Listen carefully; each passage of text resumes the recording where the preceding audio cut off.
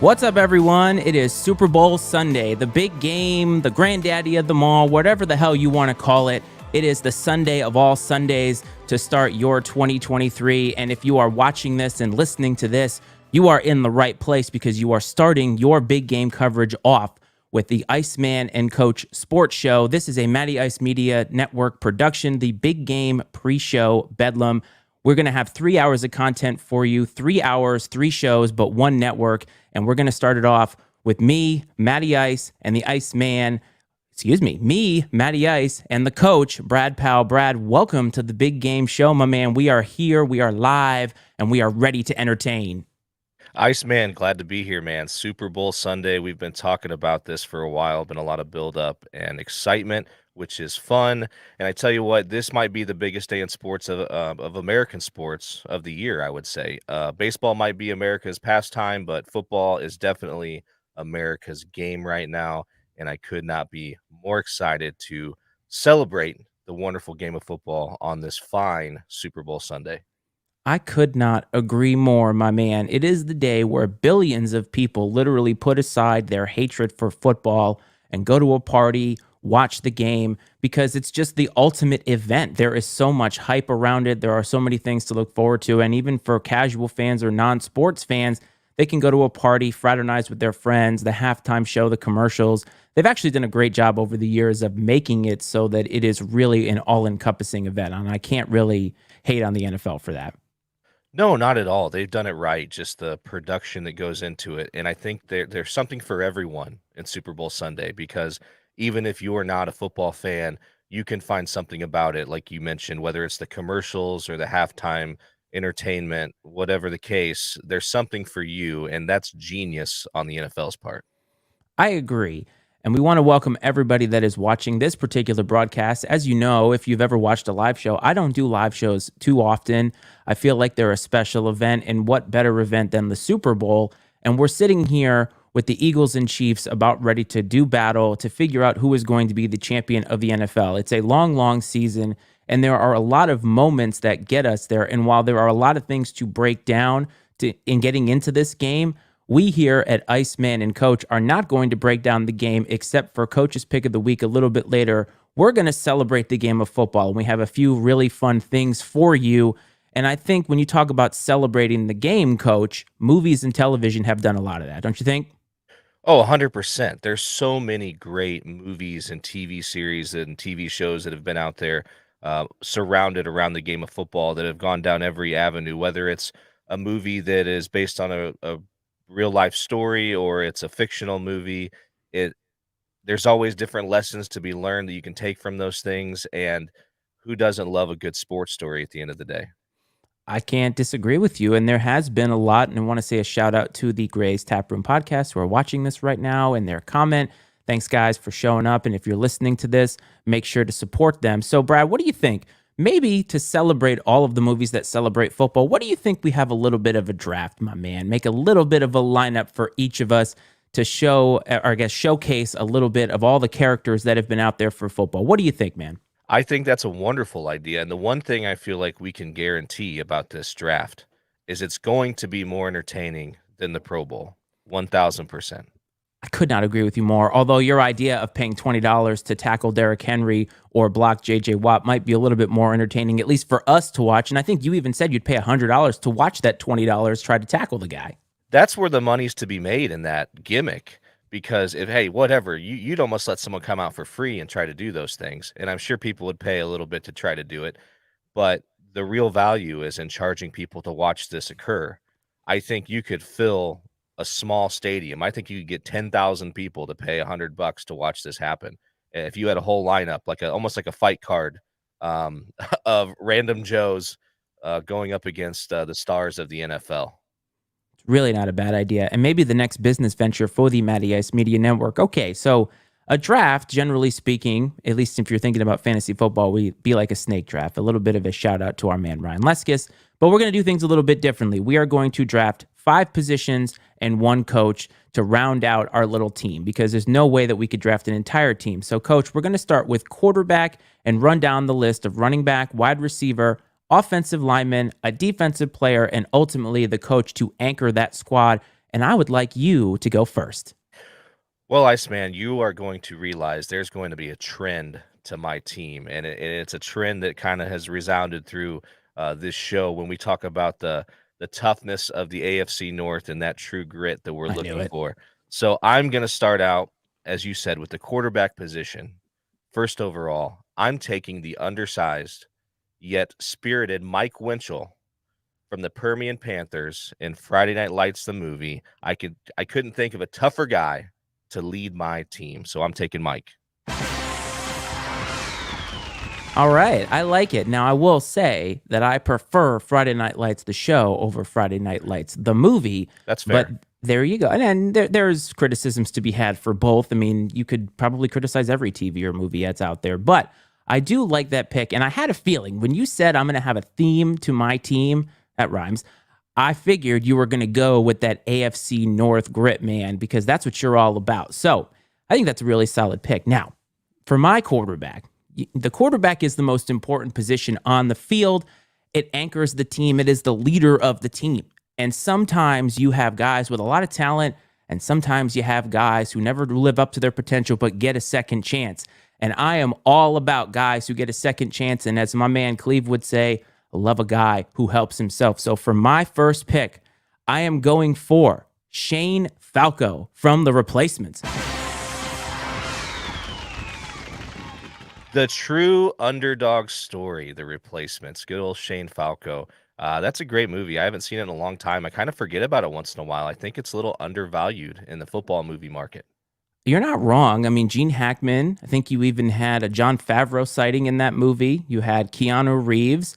There's a lot of guys. I like that movie because it kind of speaks to the idea of these strikes and all that, and how there are players on both sides that are affected by this. And there are a lot of guys who get chances, especially if they bring in replacement players, which they did in baseball a while back. And it's nice to see a guy get a second chance and make the most of that second chance. And so Shane Falco was always very near and dear to my heart, living on a houseboat, for God's sakes. And all the people that talk about how they bet on him during that Sugar Bowl and living with that pain and trauma, but he got his second chance and he got his team to the playoffs. Yeah, he absolutely did. And there's so many there's some good characters in that movie that you Oh, yeah. mentioned. John Favreau's character, whose name I can't think about at the moment, he Hmm. is, I think he's a linebacker, and the coach says, "Hey, give me the ball," and he's out Oh, there, yeah. give me the ball," going on nuts. And then they have the deaf tight end, and then the Hmm. kicker, Nigel Gruff, with smoking a cigarette. He's just out there lining one up. I mean, just so many good characters. Maybe that's what we need is more football players smoking heaters out there. I don't know. What do you think? I think it'd be good for the game. Honestly, I'm here for it. All right. Speaking of good for the game, running back position, a position that in today's NFL has been somewhat devalued, but is not devalued in movies. There are a lot to pick from. So, coach, who is the running back that is anchoring your backfield? This is a deep position, as you mentioned, and I got a couple here on my list, but I can't pass up the opportunity to take this individual. He does embody the toughness that we're looking for on the coach's team, and he enjoys a nice cold beverage just as much as the next guy. And you know me, line him up, let's knock him down. I would love nothing more than to celebrate this victory after with my buddy, my tough friend Tim Riggins. Tim Riggins, I'm taking him from Friday Night Lights, the TV show, to be my running back. I'm sure all the ladies out there who are familiar with Tim Riggins are very, very happy to see him and his 9-pack underneath that jersey. But man, what a guy, what a polarizing guy, too. It seemed like everything in Dylan gravitated toward him. And sometimes he couldn't get out of his own way, but fundamentally a decent guy, I would say. He's trying. Yeah, definitely the epicenter of Dylan Yeah, and the Dylan Panthers football situation, no doubt. no doubt. So my running back pick isn't all that dissimilar in terms of what makes the makeup of this particular person. But I had to go back into the archives. I would say it's actually a very, very nuanced pick, something you had to go way into the deep cuts to find. But the running back that I'm choosing is Polk High's Al Bundy.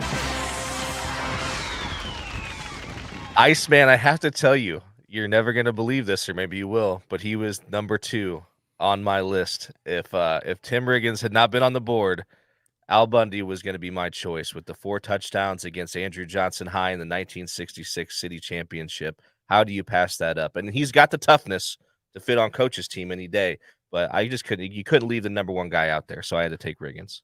I couldn't agree more. What a show that's completely undervalued and forgotten today. Like Ed O'Neill is known now, I think, for Modern Family, but you go way back, and that show was a little bit ahead of the time. And sometimes when you go back in the archives, you see some uncomfortable things in shows and jokes and tropes and stuff like that. And I understand that, but for the most part, I feel like he nailed that and definitely embodies the everyman. I mean, didn't he sell shoes? Yeah, when I was kind of doing some research for this, the little biography about Al Bundy and his football prowess ended with, suffered a knee injury that prevented him from going on to play college football and pursued a career in selling women's shoes and living with his family that he mostly despised. Peggy, who ended up being the mom of the Sons of Anarchy, right? So she went Yeah. from where she was, and there's a lot of conspiracy theories about how she got there and how that experience with him turned her into that. But I don't know. I was very, very happy. I thought you were going to take him, so I had to have a second pick on deck because I thought there's no way he's not going to take Al Bundy. But you didn't, so Polkai is coming to me, and I couldn't be more excited. Now, moving on to wide receiver, which is a position that is very valued in today's NFL. However, in movies and television, not a lot to choose from. So I think this might be the position where you and I butt heads a little bit in terms of not being able to take a lot of guys. We might be taking some of the same guys. So, Coach, why don't you let me know who your quarterback is going to be throwing to?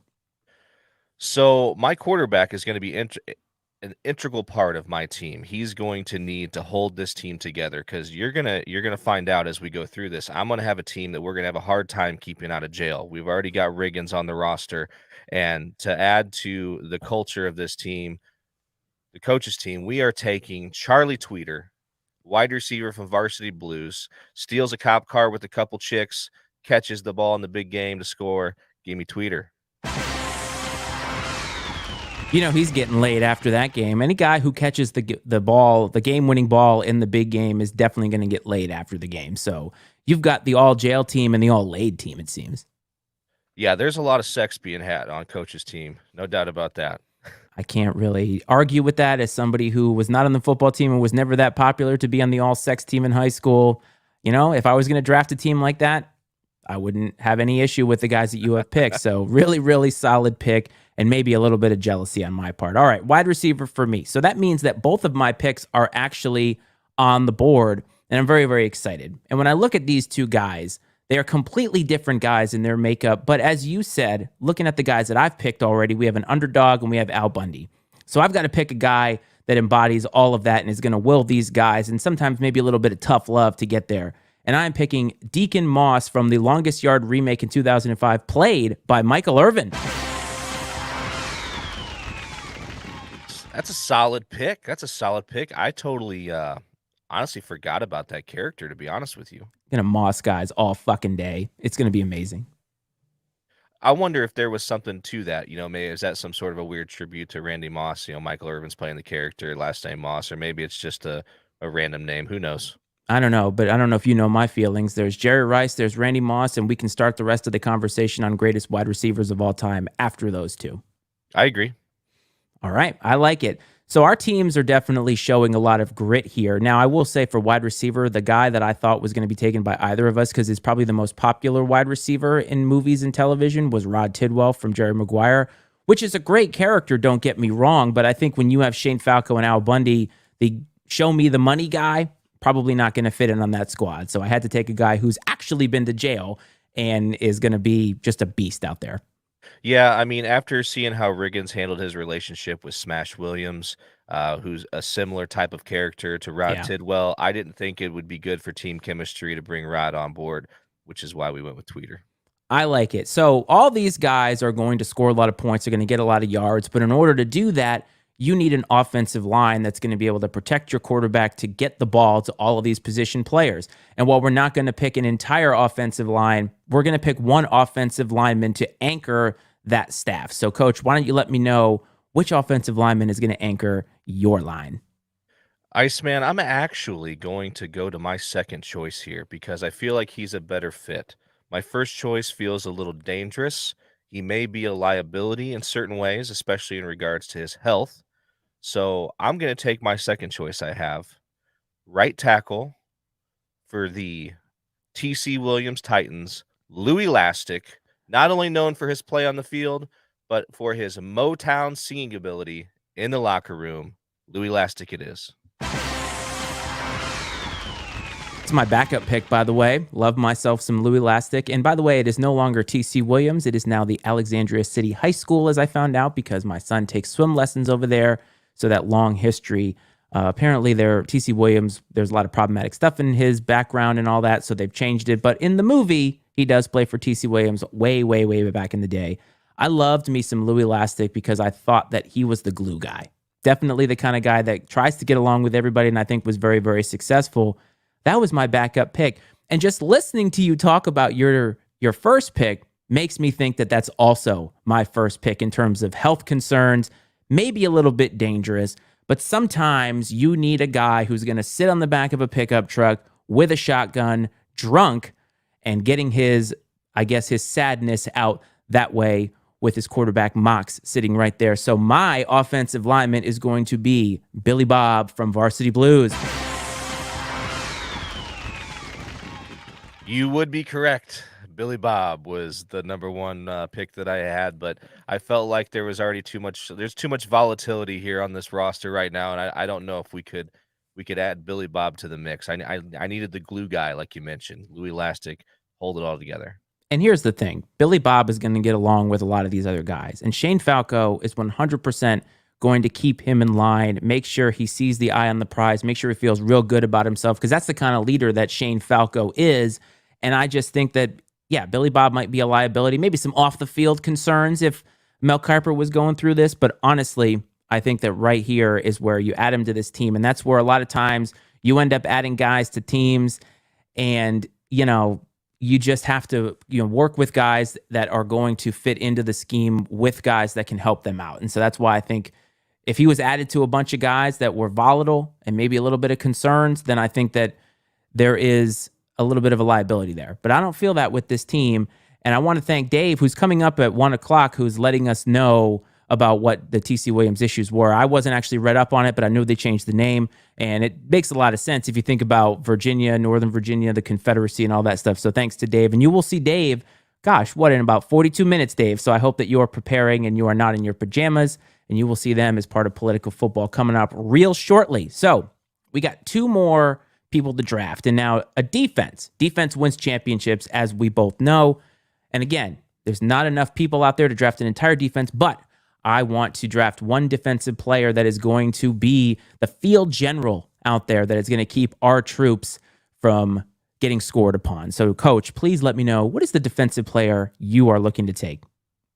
So again, I feel like there's a lot of ways you could go with this pick. I think that there's kind of in my mind at least, a very obvious number one here, but I'm going to steer clear because I feel like the number one is a little too gimmicky, at least too much for the coach's team.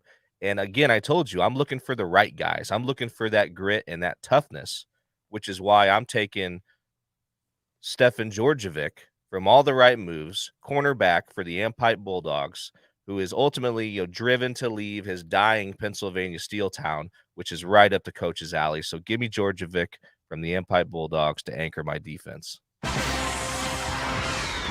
Never seen that movie, I'll be honest with you. Maybe I need to add it to the queue. It's decent. It's not great. It's got good parts. The coach is a jerk, and really he butts heads with the coach the whole time. And his dad works at, like I said, the steel mill that's getting ready to close. He's trying to get out of there and go to like Cal Poly or something for college. He wants to be, I think, like an engineer. And he's kind of trapped in that weird thing of like, if I don't get out of here, I'm going to get stuck being my father. And he gets himself into a little trouble throughout the movie. And of course, there's a love story to go along with it as usual. Just without the terrible, I don't want your life. Exactly. All right. So defensive player, there's a lot of defensive guys to choose from. And as you pointed out, you want to get the right guy for the system. But you know what? I actually want to get the right girl for the system because I think that there are a lot of things that embody what my team is all about here. So to anchor my defense, linebacker from the Little Giants, Becky, the Icebox O'Shea. Solid pick. She crossed my mind for sure. And, the number one pick I was talking about was the water boy, Bobby Boucher, right? Yes.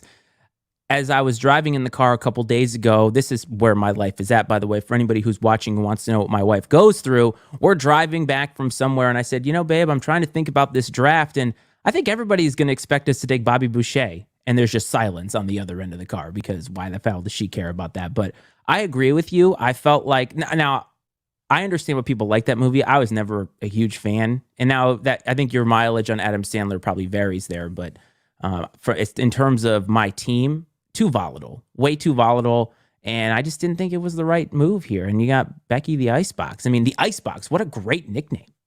Absolutely. And I mean, really at a time before we saw, more and more we're seeing men and women becoming integrated in certain sports together, and that was ahead of that time. And she was a killer, man, stone cold killer. I totally agree. What an underrated movie too. It's definitely a '90s movie when you talk about the type of tropes that are in it. But I don't know. I always liked it. Maybe it's a nostalgia thing. And is it a good movie in terms of like Oscar? No, of course not. But is it fun in terms of football? I mean, the annexation of Puerto Rico, the all Madden team showing up on the bus. I mean, that's just great stuff. Yeah, I'm not gonna lie. I considered taking Hot Hands Hanen as my receiver with the Love it. stickum. So Totally love it. Yeah, we need a good absolutely. stick 'em on the team. We got to cheat a little bit. I mean, this is a team, you can bend the rules a little bit as far as I'm concerned. However, we have gotten to the end here. So you have your team.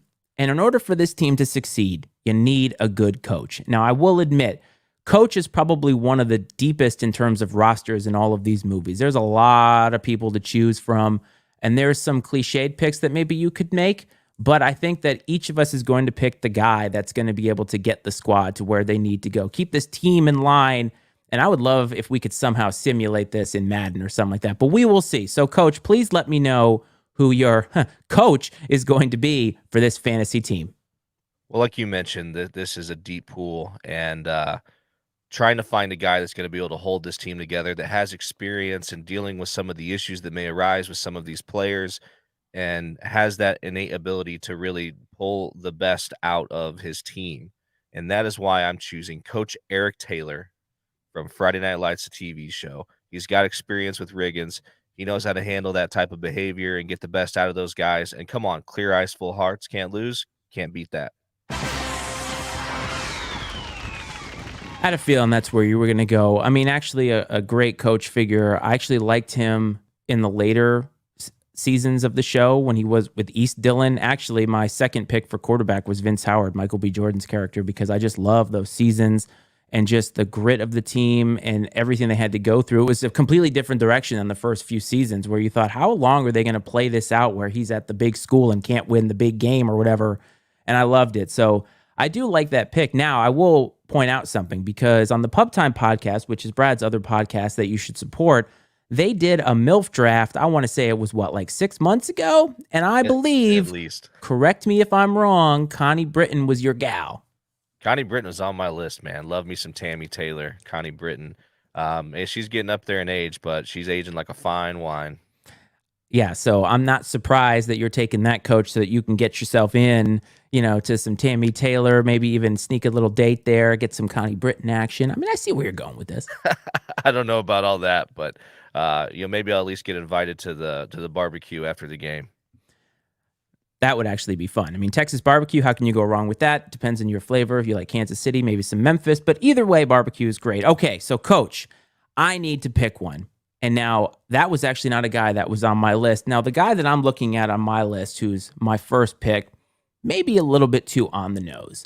While great coach and a great human being, or a great, what's the word I'm looking for, portrayal of a human being in TV and movies, I feel like I need to go with my number 2 pick because I'm looking at these personalities, and there's a lot of personalities to be had. And maybe, just maybe, I need a little bit of a player's coach who's got a lot of guys on his staff that are people, people persons or whatever you want to call it.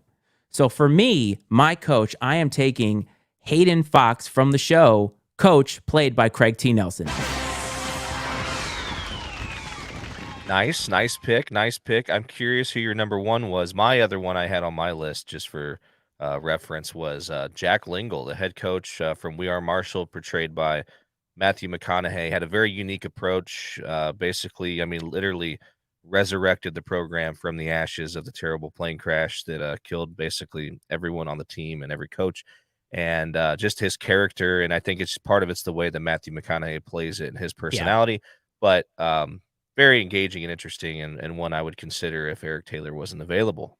My number one was Herman Boone from Remember the Titans. And I say it's too on the nose because that movie was very heavy handed in what they were trying to accomplish, which is a great endeavor. And it's a feel good movie for me anyway. But when I look at the makeup of the team, I don't know. I needed something a little bit different. I needed a zig where everybody else was zagging in terms of my team. So I went with Coach, which is a show that's been, God, long gone. And Craig T. Nelson is old now, but didn't he have like Jerry Van Dyke on his squad and stuff like that? So I mean, I felt like he was a guy who was kind of a people guy, and was going to be able to get these people where they needed to go, and maybe be able to talk through some things. And with a leader like Shane Falco, I think there's a lot of potential there. So I like where we are headed here.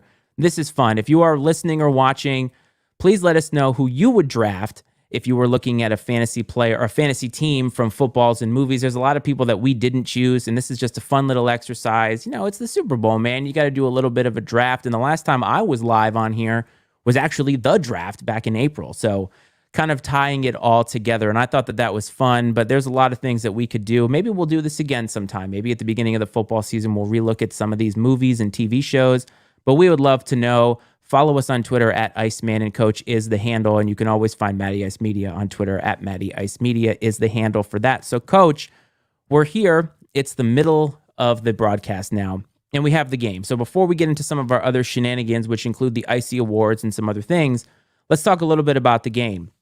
So we got the Eagles and the Chiefs. Now, both of us wanted, fly Eagles, fly, fuck you. Now, most of us wanted the Bengals to win because we love Joe Burrow. But at the end of the day, we're getting a very great matchup with these two quarterbacks, the future of the league, reigning MVP, Patrick Mahomes, against who could have been the MVP, and Jalen Hurts. And there's just a lot of storylines here. And I've noticed that you have relocated yourself from Peoria, Illinois to somewhere else. And is that a little bit of a precursor to who you would like to win this football game?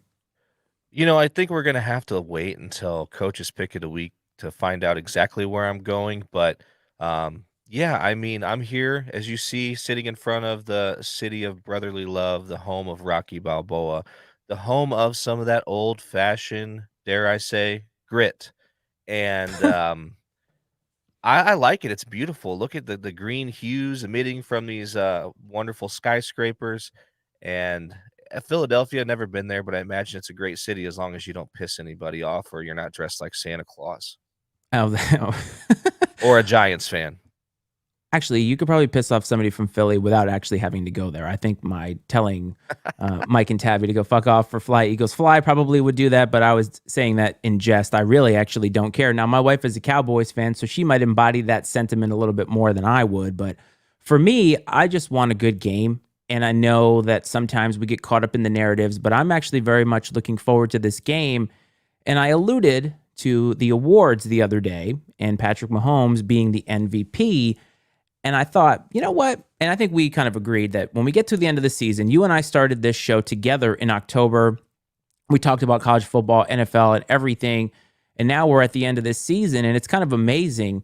And I think that it's great to commemorate the end of the season in our own way. And so I'm going to start us off here, an awards show, the Icy Awards, which are embodying the things about the football season that I think embody our show. And so I would like to get into award season with you. It's Oscar season. And so here we go.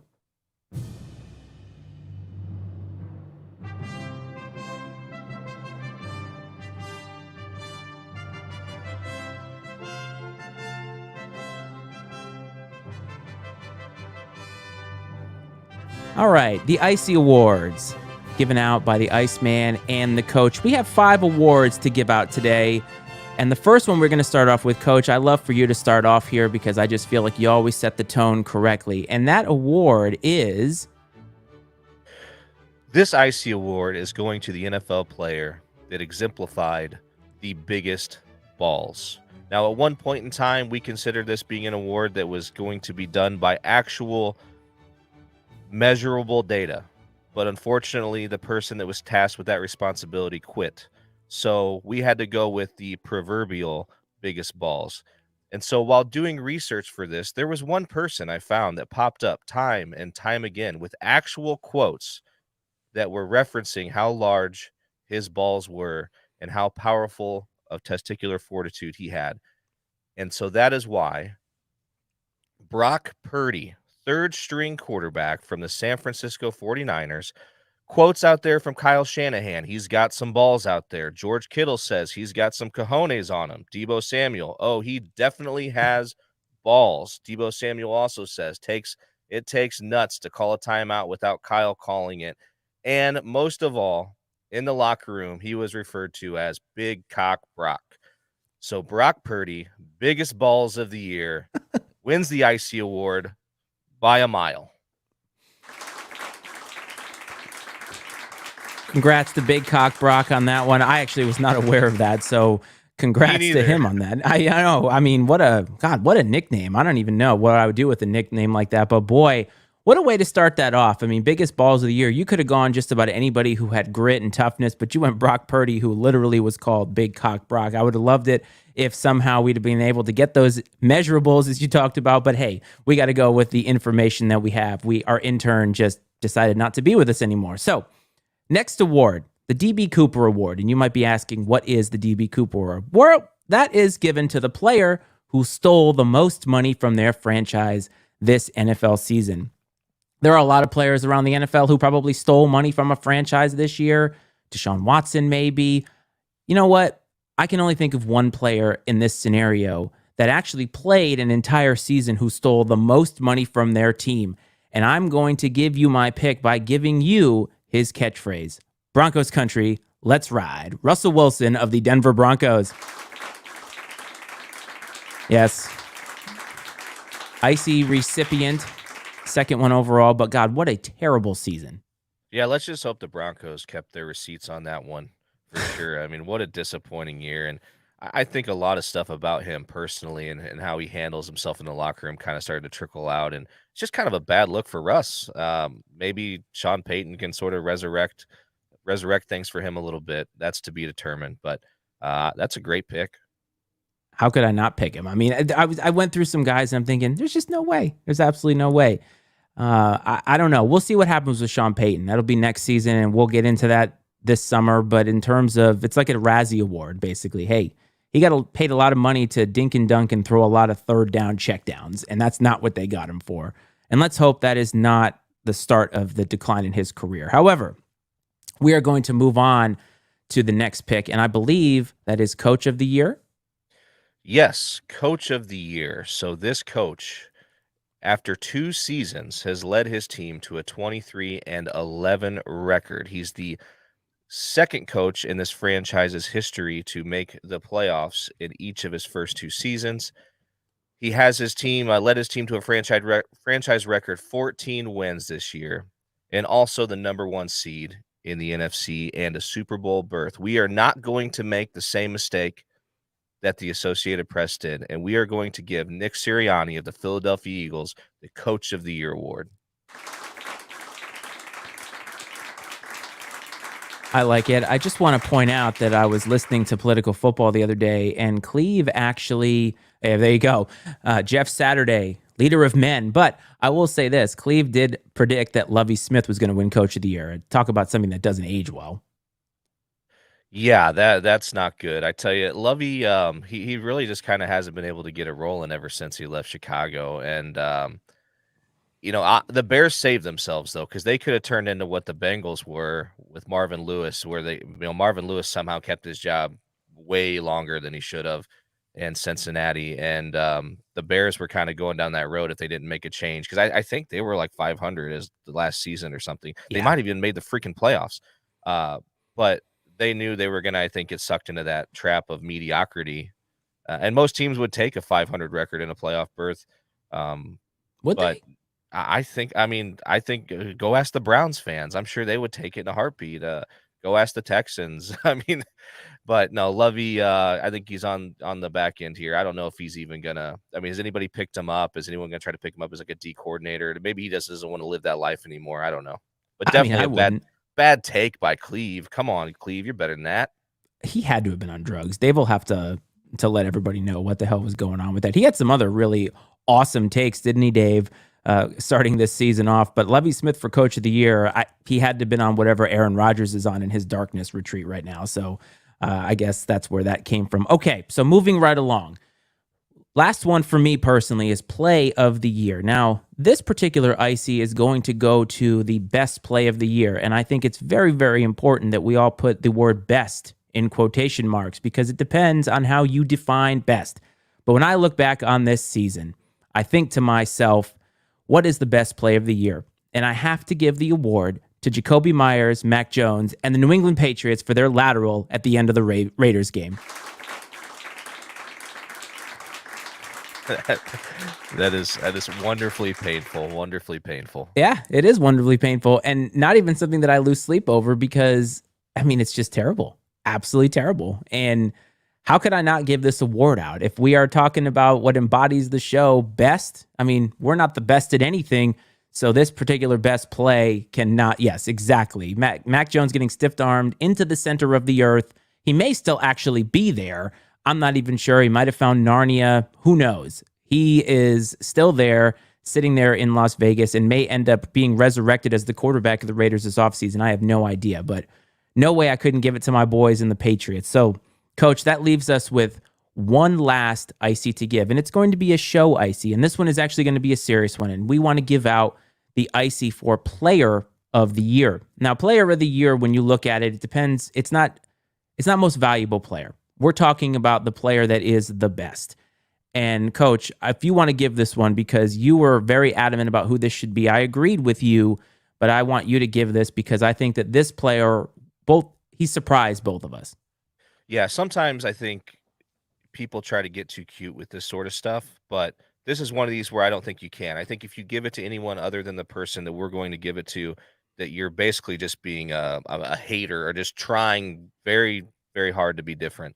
And there's one person who was very obviously the best player this season, who quietly put up gaudy stats that people just sort of take for granted, and that's Patrick Mahomes. And we're going to see him in action here in a few hours today.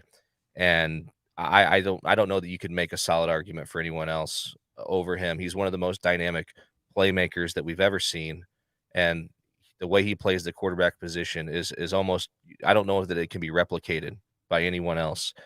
A lot of it is just God-given talent, and the way he uses it is incredibly impressive. So that's why the Icy Award for Player of the Year is going to go to Kansas City Chiefs quarterback Patrick Mahomes.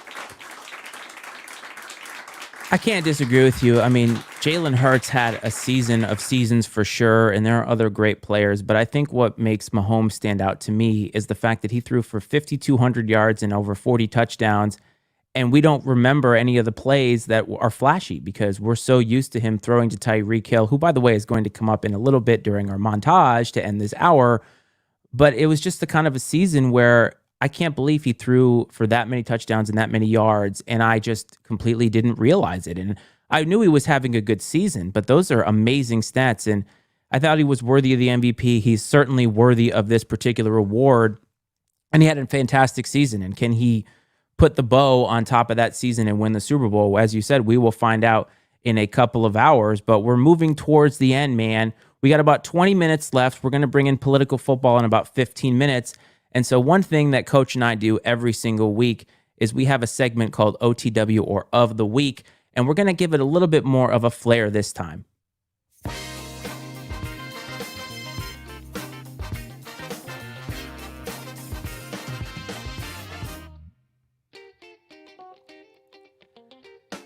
And that is going to start with the Iceman's Stat of the Week. I like to give out a Stat of the Week every so often. And honestly, how could I not for the Super Bowl? So I'm actually going to give you all two Stats of the Week this week. So for the Super Bowl, as I said, Patrick Mahomes won the MVP. And he's got an uphill battle if he wants to win the Super Bowl, because there is a streak out there that he is going to have to break in order to win the Super Bowl. And that is the last 9 reigning MVPs who played in the Super Bowl all lost. So are they due? We'll see. I mean, I think this is going to be a great game today, no matter what. And to see two great players go out here and go at it, and you got the MVP, and we'll see if he can get it done. Agreed. So the second thing that is going against them, the Chiefs are wearing white uniforms, and a little bit of an analysis of all the previous 56 Super Bowls. Teams that wore white have won 36 Super Bowls. Teams in dark have won 20 Super Bowls, but only 7 teams have worn white as the home team, and that was the Cowboys, the Redskins in Super Bowl 17, the Cowboys in Super Bowl 27, Steelers in Super Bowl 40, and the Super Bowl 50 was the Broncos and the Patriots and the Buccaneers. So I think it'll be interesting to see because we've flipped that script a little bit. I believe the Chiefs are the away team and they're wearing white. So we got two things happening here. We have the Chiefs on the side of wearing white uniforms as the away team, but they've won more in terms of white jerseys. And then you have Mahomes with his MVP streak. Which one of these is going to come to fruition? I don't know.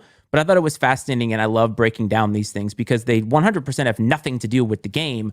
But when you think about it, you're like, huh, how is that?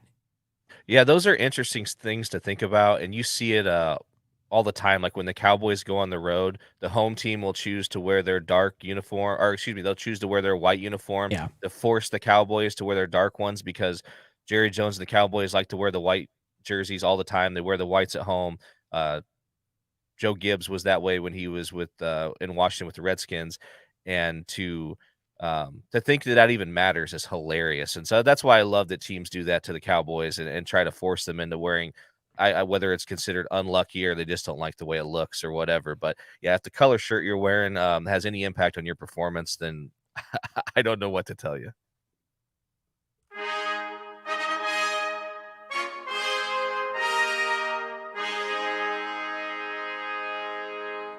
And that brings us to Coach's Pick of the Week, which started way, way, way back when we started this show. Now, last week, I tried to get the coach a little bit in trouble by reversing his Pick of the Week. However, he corrected me very rightly. I went back into the archives to make sure. And the coach, with his Illinois over Rutgers take for college basketball, finds himself at the precipice. 8-2. 100% mediocre in terms of picking games. And so, Coach, we are here now. It is the biggest game of the year, the biggest pick of this particular season. After this week, we will reset the calendar. You will go back to 0-0. However, this week, your picketh of the week will define whether you are a loser or a winner. So, Coach, please bless us on this live feed on Super Sunday with your picketh of the week. Hear ye, peasants and gambling degenerates. We're on a little bit of a heater here at Iceman and Coach with the pick of the week. And if it ain't broke, don't fix it, right? The world of college basketball has been our wheelhouse, and we're going to go down that road again today. Actually, not at all. Who the hell doesn't pick the Super Bowl on Super Bowl Sunday, right? To go over 500 and finish things out this season as a winner, the Philadelphia Eagles are currently 1.5-point favorites, or at least the last time I checked when we started this show. Maybe it's moved. We're going to call it 1.5 right now. -1.5. And I am going to take the Eagles of Philadelphia to cover the spread, the -1.5 spread, and win the Super Bowl. And I guess keep the streak of white jerseys not playing out very well alive. The Philadelphia Eagles straight up and +1.5 to cover, -1.5 to cover. So let it be written. So let it be done.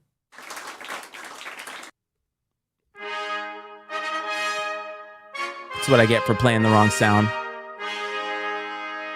See, that's what I get for playing the wrong sound. Trying to do way too much out here. So your pick of the week. We will find out next week if you are a winner or a loser. And speaking of losers, there's us. And we are the host of this show, Iceman and Coach. And while we do have a ton of fun doing this, at the end of the day, we are not necessarily the best at doing this. And Eagles to cover is a good pick from Dave. Now, I should let everybody know that Dave was once a semi-professional gambler. I believe he was a poker player. He is big into the gambling market, and you might hear a little bit about that next hour. So if he says it's a good pick, maybe it is a good pick, but I'm not going to sit here and tell you to put your money on it. Let him tell you that next hour. So back to us. Well, dude, we have had a great time. And since October, I feel like you and I have had so much fun doing this, and we have learned a lot. I feel like our show has increased exponentially since we started. But at the end of the day, we are not perfect. And I feel like we need to highlight all of the things that we have done this year that maybe haven't always been the best. And so I took the liberty of going back into all of our episodes from our very first time together, which was August 24th of 2022. You and I realigned the NCAA. And I went back and listened to all of our episodes. Not that I haven't already, but in a way that is going to put together a montage of some of our greatest statements that we have ever made on this show. And I've put them together in what is now a 9-minute montage. Somehow we have 9 minutes of highlights that are all bad. I'll be honest with you. But you know what? Low lights. Yes, that's a good point. The lowlights of this show. And while we are learning a lot and having a lot of fun, sometimes you have to take a moment to go back and I guess make fun of yourself a little bit. So I have put this together for you and for the people that are watching. I want to welcome everybody who has shown up since the start of this. A big thank you to you. You get to listen to what we are calling the cacophony of gasbaggery. But he just talks about like the backside of college sports, like what college football, what's really going on behind the scenes, this and that. And he was on Urban Meyer's staff, like even back in the Florida days. And he talks about, he's like, we knew Alabama was cheating. We knew that Nick Saban was cheating. Like we had proof. He's like, we had proof that they gave Julio Jones an Escalade. Get the fuck out of here with that, Nick. Like, just come on. Such bullshit. Come on. You know, like. Yeah, don't piss on me and tell me it's raining. What I would rather you tell me is that most of my kids major in football. And one thing, though, I find interesting is neither one of these teams really has any star power at the skill positions at all. Except for Tyreek Hill. Yeah, but maybe, right? I mean, is that like maybe a little washed up? I think Kirk Cousins gets a bad rap. He does. I think he is better than advertised, and when put in the right system, he could be dangerous.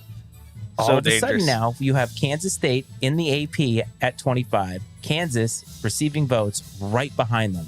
Where the fuck are we? Adam Gase deserved to be fired. Like, someone should have walked down in the middle of the game, just to the sideline, and just taken his headset and said, go have a seat somewhere, buddy. You're done. He was terrible. Now, we all know Herm Edwards because you play to win the game. If you bought Tony Dungy on Wish, it's Herm Edwards.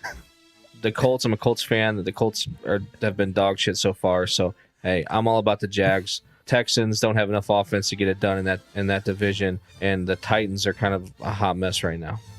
Carson Wentz doesn't actually know when anything is a bad idea, and he just does stuff, and it never works out. And I think that that's the difference between the two of them. And I think it is funny to think about Brett Favre today because everybody loved how much of a gunslinger he was, and gunslinger does not work today. So let's see, you have the Cardinals who are actually good enough to win their own division, the Phillies who barely squeaked by with that consolation prize as the third wild card spot. They don't swing the bat very well. They don't have a lot of good contact. They don't move the ball around. So I think that St. Louis is really going to show them what's up. Yeah. The gap, I don't think, is that large. This is a good I one. get that, Dak Prescott is the shiny, expensive thing, but if you look at production on the field, and granted, we're only going through a few games, but if you look at production, the gap is not great, and you may have a quarterback controversy at the end of this year. We'll see how the rest of the season goes, but I think it's possible.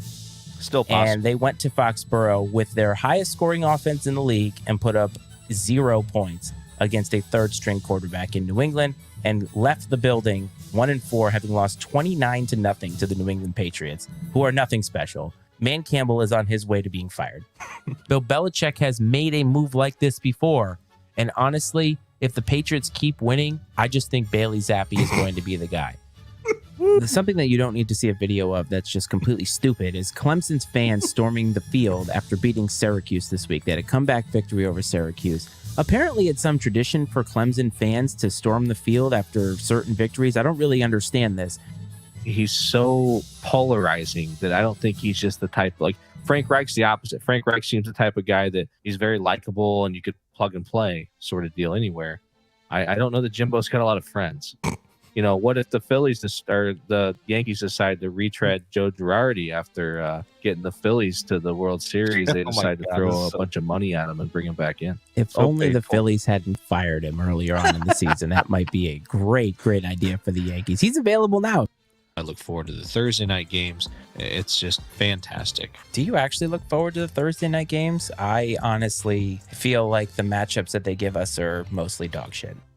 I would have loved to see him be successful in Cleveland. I'd love to see Cleveland be successful. They just can't get out of their own friggin' way. I don't think the Eagles are bad, but I don't think that they are what people thought they were per se. I am not completely sold on Jalen Hurts. They aren't the team that they used to be, and traveling to the Superdome or whatever it's called now, the Caesars Bowl, whatever. When can we put to bed the debate of if Kirk Cousins is for real? Fans talk about, I can't believe he left for the money. And I was like, let me just be clear that if somebody hands you that contract, you could not sign on the dotted line faster. I really think Jake Herbert's a stud. Is that your pick of the week? Because you had Jake Herbert as their quarterback, so I'm not sure how much we should be trusting Justin Herbert, here. Sorry. My bad. Good call. For everybody who is putting money on Brad's picks, Jake Herbert is not going to win you anything, so please be careful whenever you do that. No, but the one thing that has to piss you off royally is seeing Brian Kelly at number 10 in these rankings. Like, are you fucking kidding me? I think he's kind of a doucher as a person, for sure. But, I mean, you can't deny his ability to coach.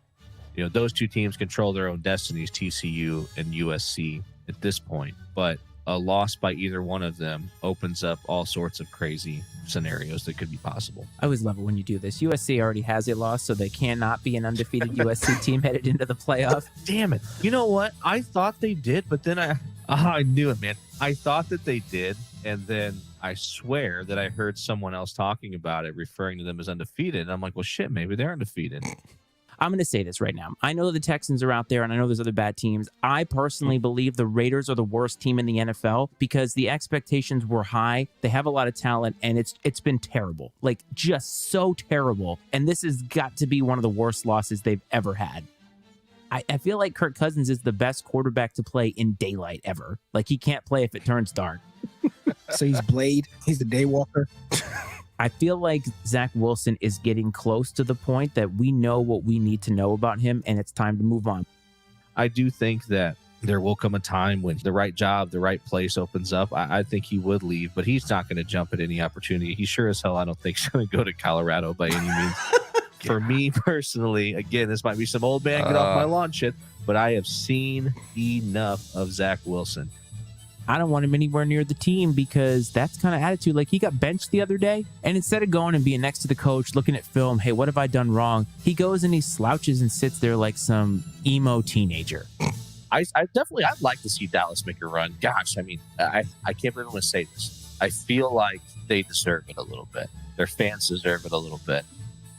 Joe Burrow and the boys, without Lamar Chase, have actually been continuing to win football games. I like the Bengals here because of that home field advantage. Yeah, I think that Joe Shiesty's got it going there. Him and his receiver, Jamar Chase. And just a terrible, terrible, terrible faux pas on my part. I'm glad that you are here to correct me. Usually it's me doing that for you with Joe Girardi and Jake Herbert. And Lamar Chase is one of the best players in the NFL. Man, I'm sorry, Mr. Chase. I hope that you are not listening. They have had success. I think we're there. safe on that. I don't know if I see Sean Payton. I don't want to say slumming it up with the Chargers, but it seems a little beneath him. Run a few passing concepts, and that's it. There's no game planning to avoid Darrell Revis. My goodness, Darrell or his brother Darrell, either one. We're back to Jake Herbert, Justin Herbert. So Lamar Chase. And Lamar Chase. I mean, just all the great. Man. The Rutgers Scarlet Knights somehow ranked in the top 25 in anything over the University of Illinois, Fighting Illini. Coach, so let it be written. Don't do me dirty like that. Illinois over Rutgers. Come on now. Illinois over Rutgers. Yeah. You trying to make the record worse? So let it be done. Yeah, let's give ourselves a round of applause for that. My goodness. That was well done. Thank you. Done, sir. I Thank can't you. imagine how long it took you to put all that together. That's incredible. It was worth it for the Colorado take. I'd forgotten about that. There's no way he's going to Colorado. No, not a chance. Not a chance. And the thing is, I'm not the slightest bit like, it's not even embarrassing. It's just funny. It's just downright funny, man. Like that's why we do this, to have fun, and that stuff makes it more fun and more interesting. You're not coming here for some stiff statistical analysis and breakdown. You're coming here to hear dumb shit like that, and we've got it. We've got 9 minutes of it right there. We've got it by the truckload here at Iceman and Coach. I mean, I was just listening to it, I thought, man, we both sounded terrible. Like we both just had just awful takes. My Bailey Zappi take gonna be the starter at the end of the year. Oh God. Well, I mean, that was a good time. So we're gonna bring in the host or one of the hosts of Political Football. We're gonna bring in Dave. Yo, how you doing, buddy? What's up, guys? How you doing? Coach Prime to Colorado? Anybody? No way. I'm walking around the apartment here, getting ready to come on, and I heard at least he's not going to Colorado. I busted out laughing. I scared a cat. Like that was really something. I sincerely thought. I mean, I believed it, man, 100%. I didn't think there was a chance in hell he'd go to Colorado at all. I didn't think it was flashy enough for him. I was surprised. I mean, that says a lot about Colorado and how far they've fallen. But I kind of agree with you, to be honest. It was a solid take at the time. Just because it didn't age well doesn't mean it wasn't a solid take. It's like process over result, Dave. Like the process was correct. We didn't think he would go there. We had him at Auburn. Well, maybe he thinks that they were just so bad that they let him do whatever he wanted. You know, they were so desperate just to get back to relevancy that he'd basically have a clean slate to make whatever moves he wanted to make and any decisions. He wasn't going to be like painted into a box at all like he would have been at an Auburn or somewhere like that. Yeah, no, I completely agree. It's like an actual take on that. They him going to Colorado, all he has to do is make a bowl 2 years in a row, and then he actually could go to Auburn. Yeah, exactly. Right? Yeah. Like, that's all he needs to do to get there. Oh man, but I had a good time putting that together. There was so much stuff that I could have put in there. It could have been like an hour-long montage of stupid shit, but either way, we did that. So, Dave, you want to bring in one of your co-hosts? I see they're all trickling in as we get toward that 1 o'clock hour. Yeah, here they come. So here There comes he is, Scott Bischoff of Political Football. What's up, buddy? Hi, how are you? Nice to meet you. It's nice to meet you too. Did you happen to tune in earlier and hear some of our great takes from the last few months of the show? Coach up there had a take that Deion Sanders would not go to Colorado. Well, yeah. See, it's not that crazy. It's not that crazy of a take. I'm gonna blank out the next hour because I'm sure I said some shit that was just horrific. We're going over it. I know. Yeah. Hey, we all say dumb stuff. It happens. Yeah, like me saying Bailey Zappi would be the starter in New England, and Jake Herbert has the goods. There's still time. I'm playing the long game on that one. I'm not saying that I'm wrong on that one at all, although it was like the next week after that episode. That was a monologue episode, by the way. Coach was not a part of that. He has no culpability to that particular take. However, we had a good time. So, fellas, we're happy to have you on here. We have a pretty decent audience of 4, which is 4 more than we had at the start of this. But either way, we've had a lot of fun. So you guys have a couple minutes before you start. I assume Cleve is in the bathroom or somewhere he's going to be doing the show from. Yeah, the auto repair shop at the gym. He's done that before. At work on the Super Bowl Sunday for some reason. Who knows? But he'll be around here at some point. Excellent. So why don't you let everybody know what you guys have coming up, and then Coach and I will duck out and let you all have the hour, and I will be back at the end of your hour. Coach might be here too. Who knows? All right, man. Sounds good. So coming up on the show, Political Football, we're going to preview the Super Bowl a little bit, not like the same way ESPN does it. We're going to talk about a couple interesting notes around the game, give our opinions on what's going to happen. But we are also, similar to your montage, before the season, we did an episode predicting the end of the year awards and stats leaders, and we recorded it. So we're going to review that and see what things we said. And all of us said something incredibly silly and all of us something incredibly sharp. So we're going to go over that. And Scott and Cleve don't have much idea what they said. So this is going to be a good time. It's always the way that it should work. I mean, Coach can attest. I forgot about half of the shit we said during the show. So the montage, putting it together was great, but then listening back to it was even better. So we wish you guys well and have a great time, fellas. And for everybody watching, I'll be back in an hour. Peace. Thanks, See you then. All right, Scott, what's going on, man? Not much. I'm ready for the game to get here. Yeah, me too. So just real quick, welcome everybody into Political Football. Taking over here for Iceman and Coach. Next hour we'll be reading the defense. Iceman will be back for that one. And as he said, maybe Coach will be back too. Scott, I am with you. I am so ready for this game to just be here and to get going. They've been talking about this game for 2 weeks. And I feel like everything that's been said about it has been said, which is why we've got some unique ways of looking at it coming up here. Yeah, I'm kind of interested to see you always tend to guide us in a really interesting, good direction. So I'm curious to see where you go, or where we end up. The dog is going to come in here and make a mess of things. I'm just telling you. She's a monster. Can't be any worse than some of these takes that we had leading into the season. So, yeah. So for the game coming up here, one thing I found interesting, Field Yates tweeted this out. He said the Chiefs this year are 16-3 overall with 546 points scored. The Eagles are 16-3 overall with 546 points scored. They're each their conference's number 1 seed. They each have 6 All-Pros, and they each have a Kelsey brother, and their quarterback finished top in the MVP voting. So this is a pretty even matchup between all the people here. And so, yeah, I mean, I think that's all fine and well. It's just I don't know how deep you want to get into it, but just I think there are specific advantages or disadvantages, however you want to look at it. I think the Eagles' offensive line and defensive line probably is better than the Chiefs. I don't know if that. Let me try to explain it to where I can even make sense to myself. I think if the I think if the Chiefs hold up on both sides of the ball with their O-line, with their D-line, they'll be fine today. I know that's a huge if. Like that's like, hey, go out on a limb, right? But like, I mean, I do think that the Eagles' defensive line should, especially on the edges, they should be able to get some pressure on Mahomes. And the reality with Mahomes, there he is. What's up, Cleve? What's up, fellas? What's going on, fellas? How you doing?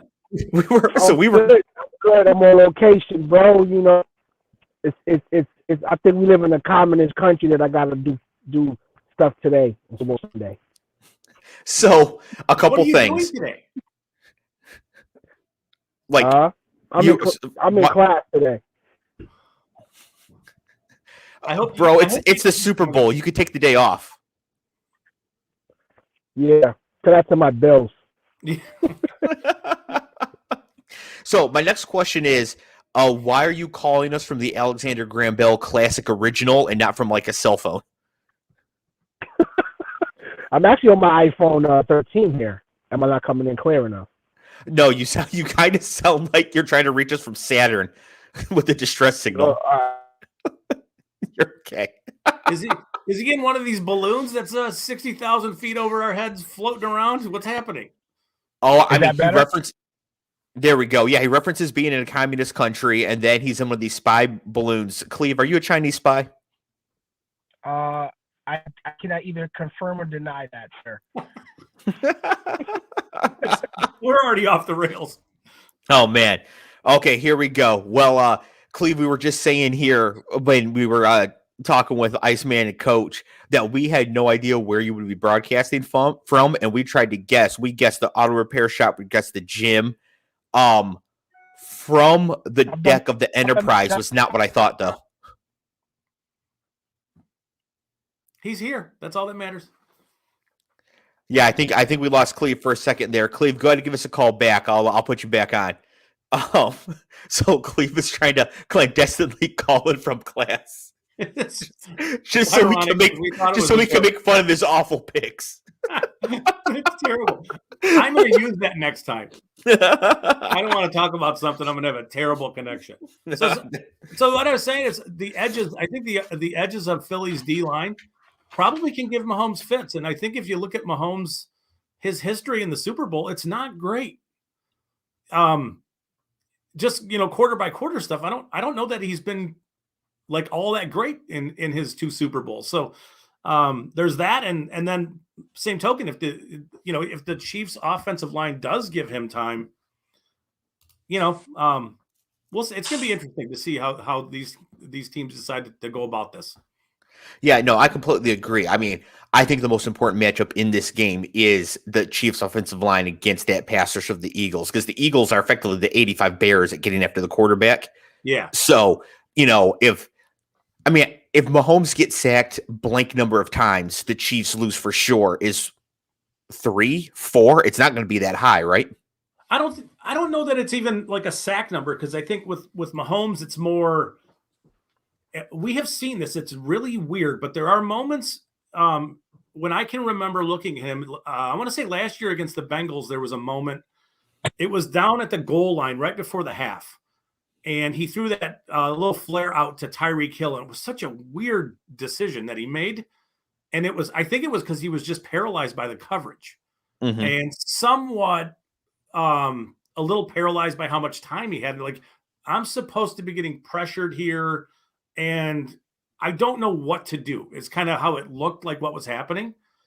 And, it was a bad indication for what was going on. But I think that's so with Philly. I think I'm not sure it's about the number of sacks. It's about the kind of pressure that they get. And sometimes it's just being super disciplined in your pressure and not letting him, get creative and make plays outside the pocket. Just keep him in there and make him kind of be super patient and dink and dunk and kind of that stuff. And I think that's a little bit why you move on from Tyreek Hill, is because he forces him to do those kind of things. I would say that Kelsey probably is in line for a huge game. But obviously pressure is a big deal, but I don't know that conventional pressure is the way I would look at how this is going to go today. Cleve, what do you think some of the most important matchup in this game is for how it's going to go? I think Kelsey, and I also think just keeping Mahomes from running around in the pocket. I think his leg is better, his ankle is better, so he's going to be the X factor to me. Just extending plays, getting guys open, things. I think he's the hugest concern. If they haven't game plan for him or scheme for him, we've had 2 weeks now to see him get that wheel right, and I'm looking for the Mahomes magic in this situation. On the other side, if we're going to talk both sides, keys here is Hurts playing a part in the passing game and also using his legs for conversions. They need to convert because Mahomes, obviously, we know the 40 is his red zone. And they got to take every opportunity to score. That was Dave actually coined that 40 is like their red zone, because every time they would shoot to red zone on their scoring drives, they're at the 40. That's not the red zone. Yes. But fair. What hurts, it's kind of playing a complete game. And I think to Dave's point last week or 2 weeks ago, I'm sorry, if he has a half like he had 2 weeks ago, they're going to get killed. So they need to stay in it, score every opportunity, whether it's a field goal or a touchdown. If they come away with no points, they're going to get killed, because once the Chiefs get rolling, that's going to be hard to stop that juggernaut from going downhill. Yeah, it's like with A.J. Brown too. How are you going to defend that guy? Like, what do you do? Correct. Yeah, and you can't really defend him and Devontae Smith, or all of them and Dallas Goedert. I actually have a Eagles to win, Dallas Goedert 3 or more touchdowns. It's like $5 to win 800. Because I'm like, if they just focus so hard on taking away AJ Brown, Devontae Smith, maybe we get the crazy Dallas Goedert game, Scott. Yeah, I mean, I could see them playing a little off coverage with Brown, because he's not a player you're going to press, and giving safety help to his side of the field. I could see them trying to single up Devontae Smith. I don't know how successful that will be, but I think Jalen Hurts will be locked on A.J. Brown. But in the red zone for them, if they're not running, which is the only fear I have with that bet, Dave, is some of the. I mean, you'd want, those are red zone looks with Goddard, but he is a bit of a wild factor in this game. I think that it'll be really interesting to see how the Chiefs game plan to stop the running game and all their weapons, plus Hurts running too. It's like, this is a really interesting matchup. It just is. I don't really know that there's a great way to look at. I mean, what are the Chiefs going to do? Or I'm sorry, what are the Eagles going to do to stop, like you were saying, Cleve, some of that Mahomes magic? If he gets outside the pocket and he's extending plays and, ripping off big plays to Kelsey, I don't know how you defend that. Good luck. Yeah. I think it's going to be a very, very difficult Speaking of Devontae Smith, here as we're previewing the game before we start reviewing our amazing preseason takes, Devontae Smith has a chance to become the 5th player ever to win the Heisman Trophy, win the national championship, and win a Super Bowl. Can you guys name the other 4? Chat, feel free to help out as well. They might need it. The 4 other players to win the Heisman Trophy, the national championship, and the Super Bowl. No Cleve, none of them went to Rutgers. Oh, Jesus. Desmond Trophy. Howard? Desmond Howard did not win the national championship. Oh, they did not win. Okay. The bullshit pass interference. That wasn't called. Give us a clue. Give me a clue. Two of them happened during my lifetime. All of them happened during yours. Wow. Well, that is not helpful at all. Well, you know what year you're born, so you can at least cut it off there. Yeah, I'm aware of that. Maybe. Okay. A lot of that Joe Montana one. None of them are quarterbacks. None are quarterbacks. Huh. Has to be a running back. 3 of them are running backs. 3 of the 4 are running backs. Scott, you're going to be kicking yourself here. Is Emmitt Smith one of them? Emmitt Smith did not win the Heisman Trophy. O.J. Simpson did not win the Super Bowl. He played for the Bills. Yeah. This is like gun to your head, $1 million. This is yeah. Murdered. Scott, come on. Where are we from? Who do we root for? Michigan. I'm trying to think of the 97 Michigan team. Well, who won the Heisman Trophy? I have no idea.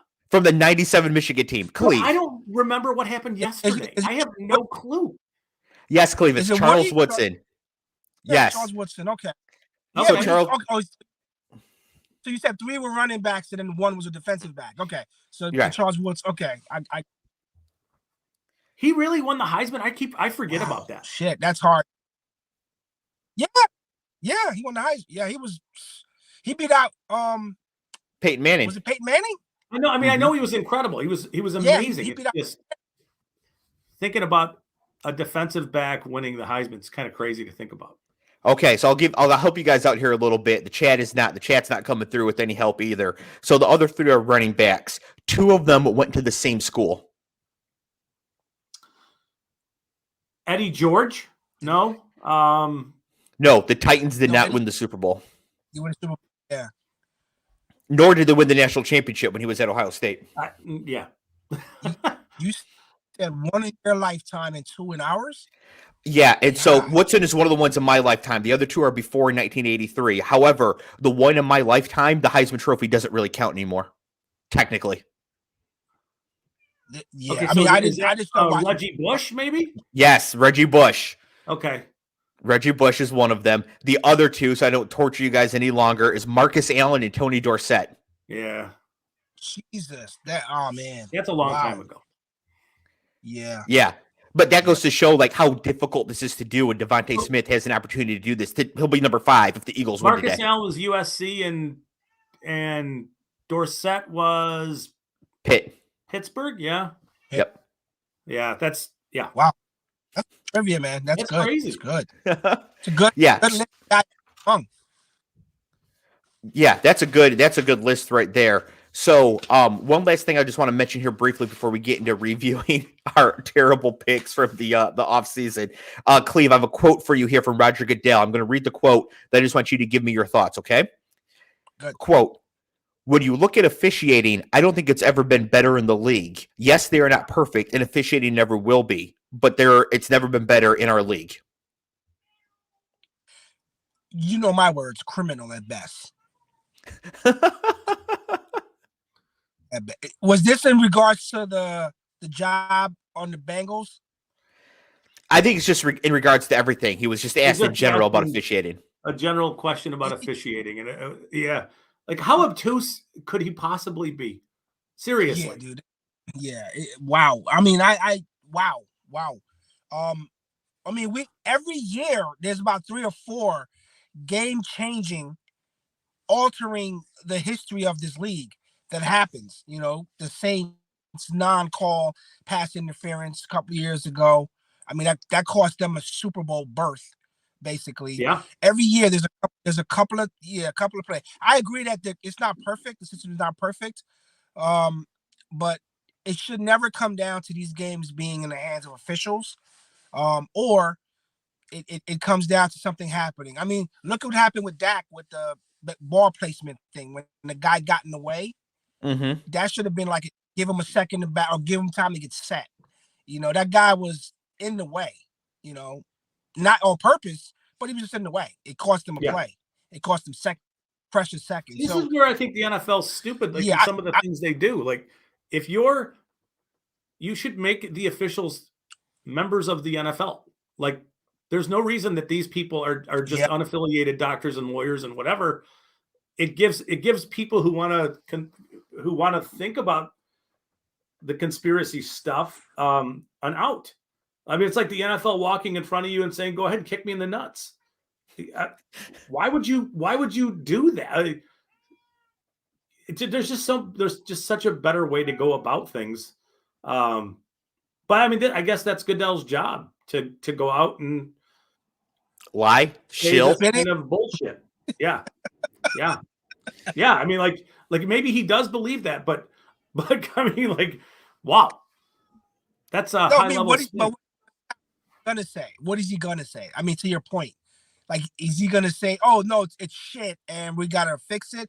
But you make a great point. They need to make them a part of it. Like I keep forgetting that they're not part of the NFL technically. It's amazing. Isn't it amazing when you think about it? Like, how is 103 years? Dave, is there a reason why that they're not, like, that you could give us? Probably that money. Not a part of it. My guess is financial. Yeah. I mean, players are already struggling to get their benefits and all this stuff, and it's like this is a. I mean, they make. It's amazing. There we go. Like they make. So Cleve's cutting out like crazy right there, but I think we all know what he was saying. Basically, the refs are a pivotal part of the game. How in the world can you be so concerned about not paying them when they're so important? But the players that used to play are pivotal as well, and they don't want to give them their benefits, as Scott mentioned, and hide all this concussion stuff. And I just think it's par for the course for this league, unfortunately. And I think this is one of the things they really have to really have to work on, Scott. Yeah, I mean, it's when you get a little peek into seeing how the sausage is made, you really don't want to eat the sausage kind of stuff. And, stuff like Goodell saying that kind of stuff is just like, it's just mind numbing how, I mean, maybe it is literally just him walking to the podium and just coming up with some bullshit. Right. But I mean, it could be just, I have to cover for this because we all know how bad it is, and we all know how bad it's getting as it continues to trend worse. But yeah. So, speaking of continuing to trend worse, we made some predictions the day before the season started, and I'm not going to lie, some of these predictions were not terrible. Some of these predictions were truly atrocious, and. This might not be as much fun for Cleve as it's going to be for the rest of us, but this is shit. All right. Okay. So we predicted a whole bunch of things here, so we're just going to run through them, and we'll find some interesting things as we go through this. So the first is the award for MVP. Now Patrick Mahomes won MVP, which seems pretty reasonable, right? Like that seems like something that one of the three of us might have wanted to predict, maybe. But Scott said Josh Allen, Cleve said Lamar Jackson, I said Jalen Hurts. I feel like I got a little robbed, to be honest. You did. Yeah. But none of us took who should probably be the person we take, right, Cleve? Yeah, I agree. I agree with that. I mean, I was surprised what the yardage was for Mahomes. I said it on the last show. That was a sneaky 5,000 yard season. Yes. And it's amazing because he has no weapons. Yeah. I think that's why we all moved away from it. That's what blows my mind about it. Yeah. Who is he throwing to? Like, wow. Travis Kelce. Yeah. Yeah, but Travis Kelce didn't have 4,500 yards. Yeah, that's true. All right, here we go. Offensive Player of the Year.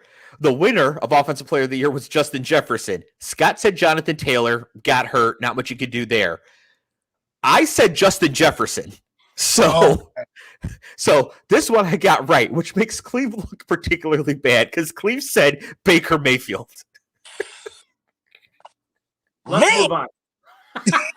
No. Let's hover. Let's dog shit over pick that one. Let's hover over the dog shit that was. What were you thinking? I mean, I was thinking that he had something to prove going to Carolina, and I thought he had something to prove. I was like, you know what, massive chip on the shoulder. Still does. He's been cast off for dead. It was a make it or break it situation for him. So I was like, you know what, this guy's gonna go show and prove, and he needs a fresh start. And he has CMC and a couple other guys there. That's why I said that. Okay, so Cleve, I don't want to I always worry in my older age as coming off as condescending. I don't really want to do that, but can I just suggest next year you don't pick the Carolina Panthers third string quarterback as Offensive Player of the Year? Point taken. Point taken. Just a little friendly suggestion there. Defensive Player of the Year. The winner was Nick Bosa. Scott and I both said Joey Bosa. That's half a point, right, Scott? It should be.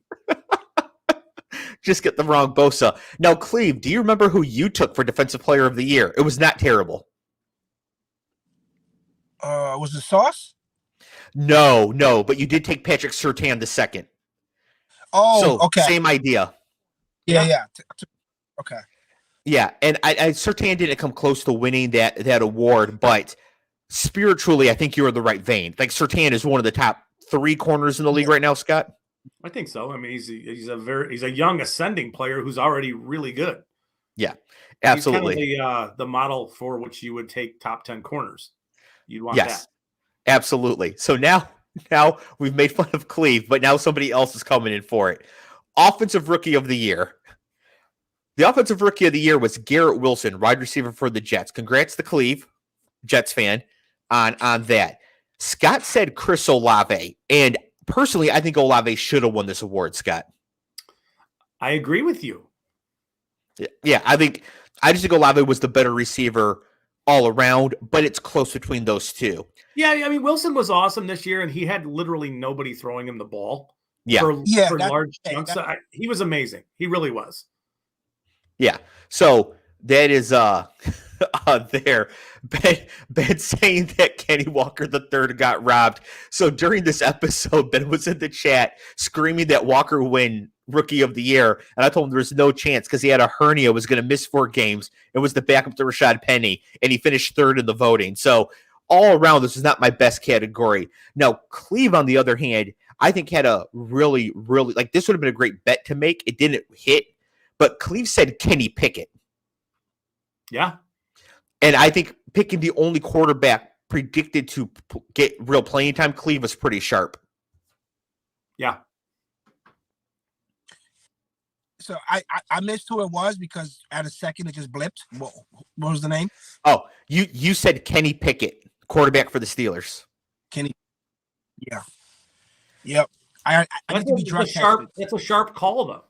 It was. That was. It didn't end up hitting, but that was one of the most accurate things that you had said. That was sharper, certainly way sharper than mine. I said Sky Moore, wide receiver for the Kansas City Chiefs. Yes, Cleve, that's a real person. What happened to that guy? Sky. Well, you know what's going to happen. He's going to score tonight. I had him in 20% of best ball teams. Play him in DFS the first 6 weeks of the season. You know what's going to happen? He's going to go for 2 touchdowns tonight. Is what's going to happen. Yeah.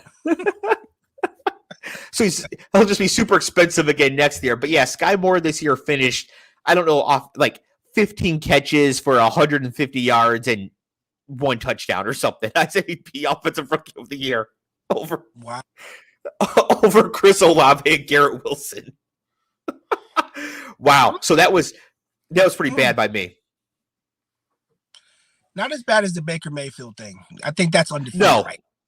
Yeah, That's no, undefeated. no. That was there's another one that can threaten that, but I don't think so. I think that's going to be the winner of the clubhouse here.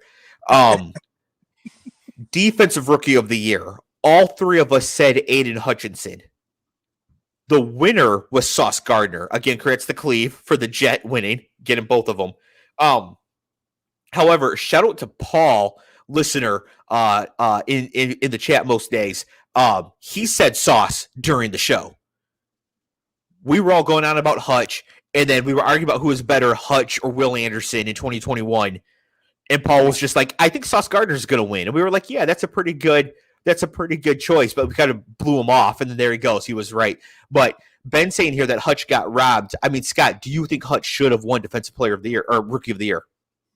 I mean, I think you can make a case that he could be Rookie of the Year, but Sauce was awesome. Yeah, Hutch was too. But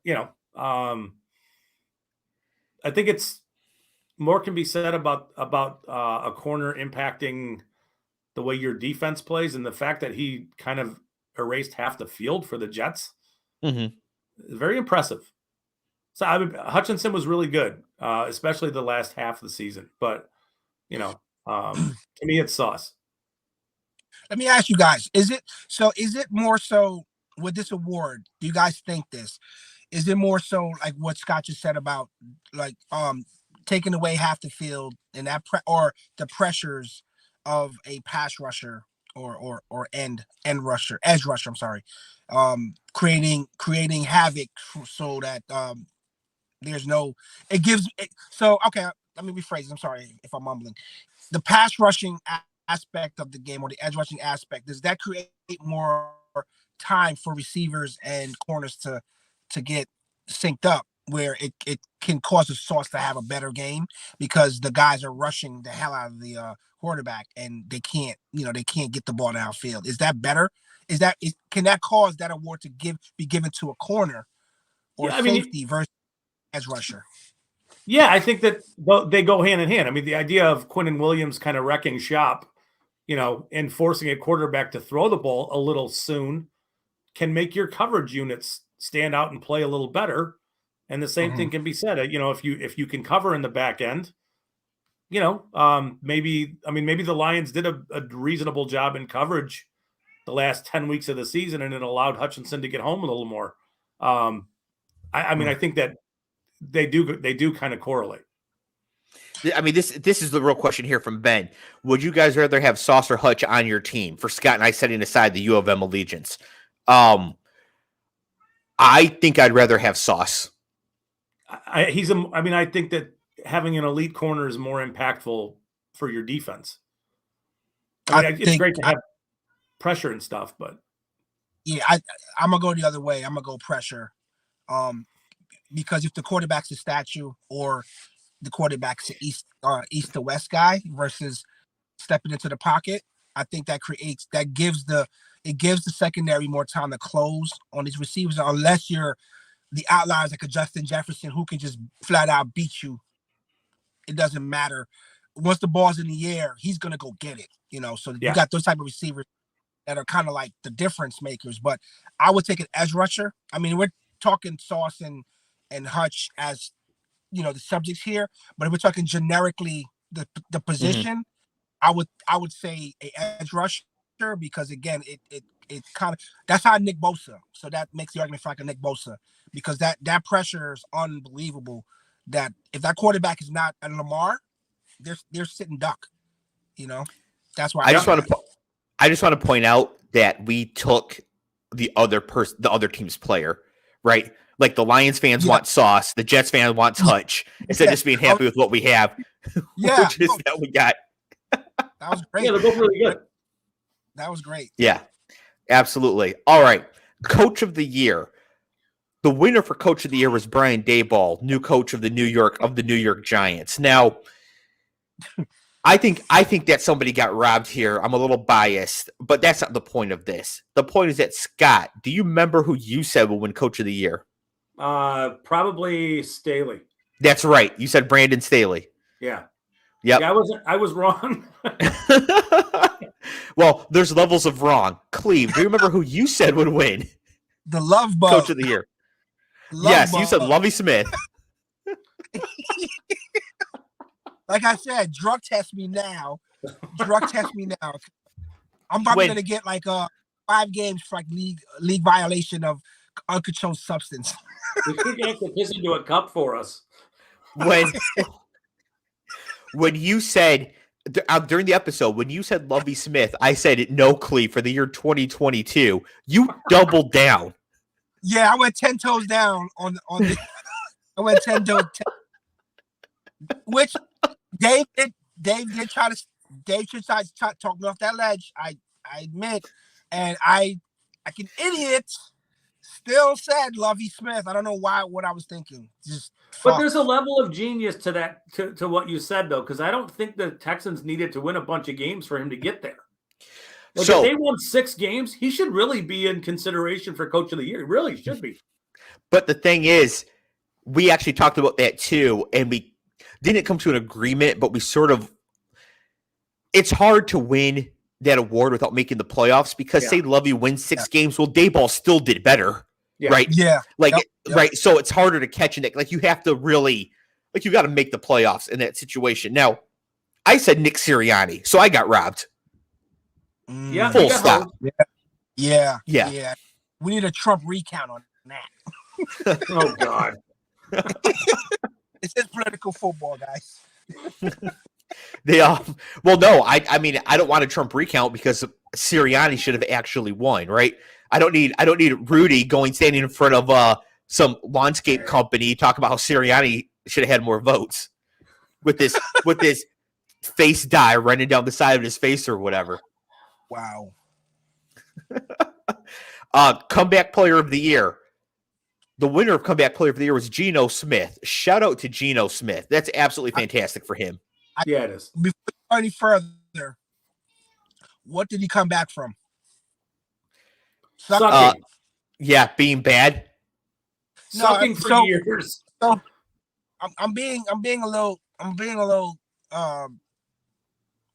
curt here. So when I thought about this award, right, I think about guys who've come back from injuries, who's been out of the league, like a Alex Smith when he tore his leg up and all of that.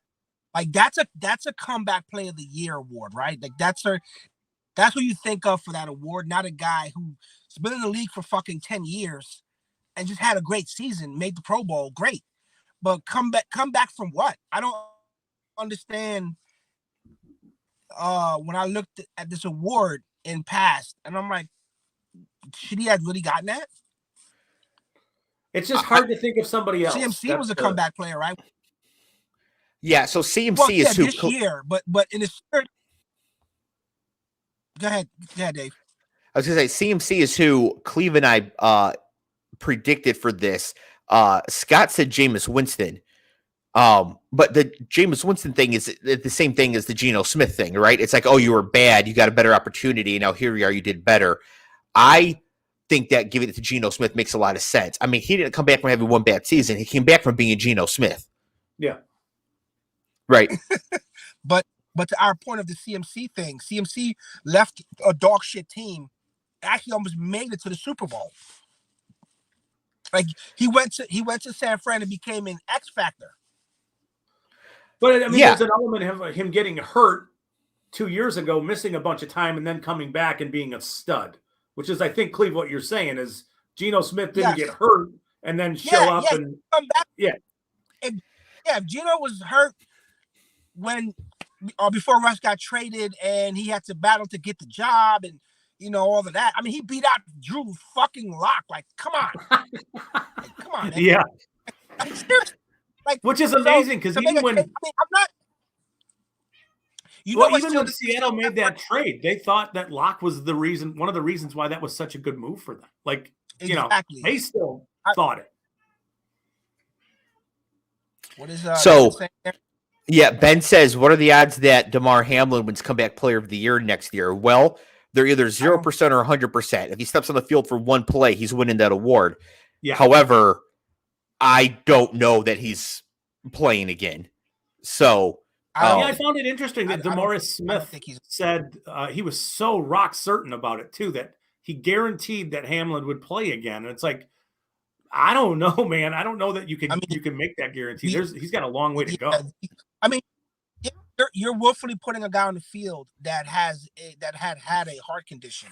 Like, you're willfully doing that, with no knowledge of it or any pre-existing knowledge of it. That's one thing. When you test guys out in the combines and stuff like that, and physicals and stuff, and that comes up later, that's different. But you're willfully knowing the whole country saw this, the world saw this, and you're gonna put this guy back into a lineup a year later.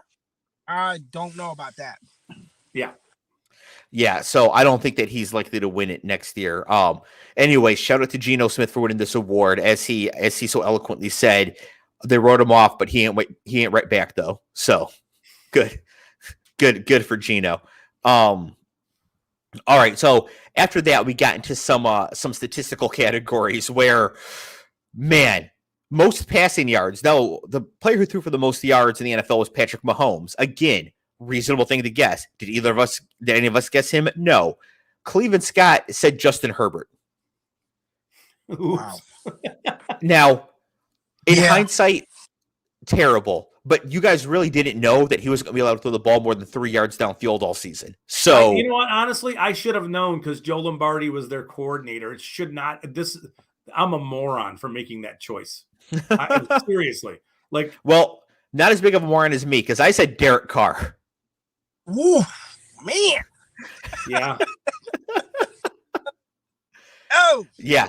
Yep. I said Derek Carr would lead the NFL in passing yards. Well, I think we all thought it was going to come together out in Vegas with Devontae Adams McDaniels, or is that Well, the thing, what I actually said was, I wish I could find a bet where I could just bet on a quarterback from the AFC West. Yeah. And that's what I said during the episode. And so Mahomes won, so that bet, of course, would have hit. But I actually picked Derek Carr to lead the NFL in passing. My goodness. So yeah, that was pretty bad. Now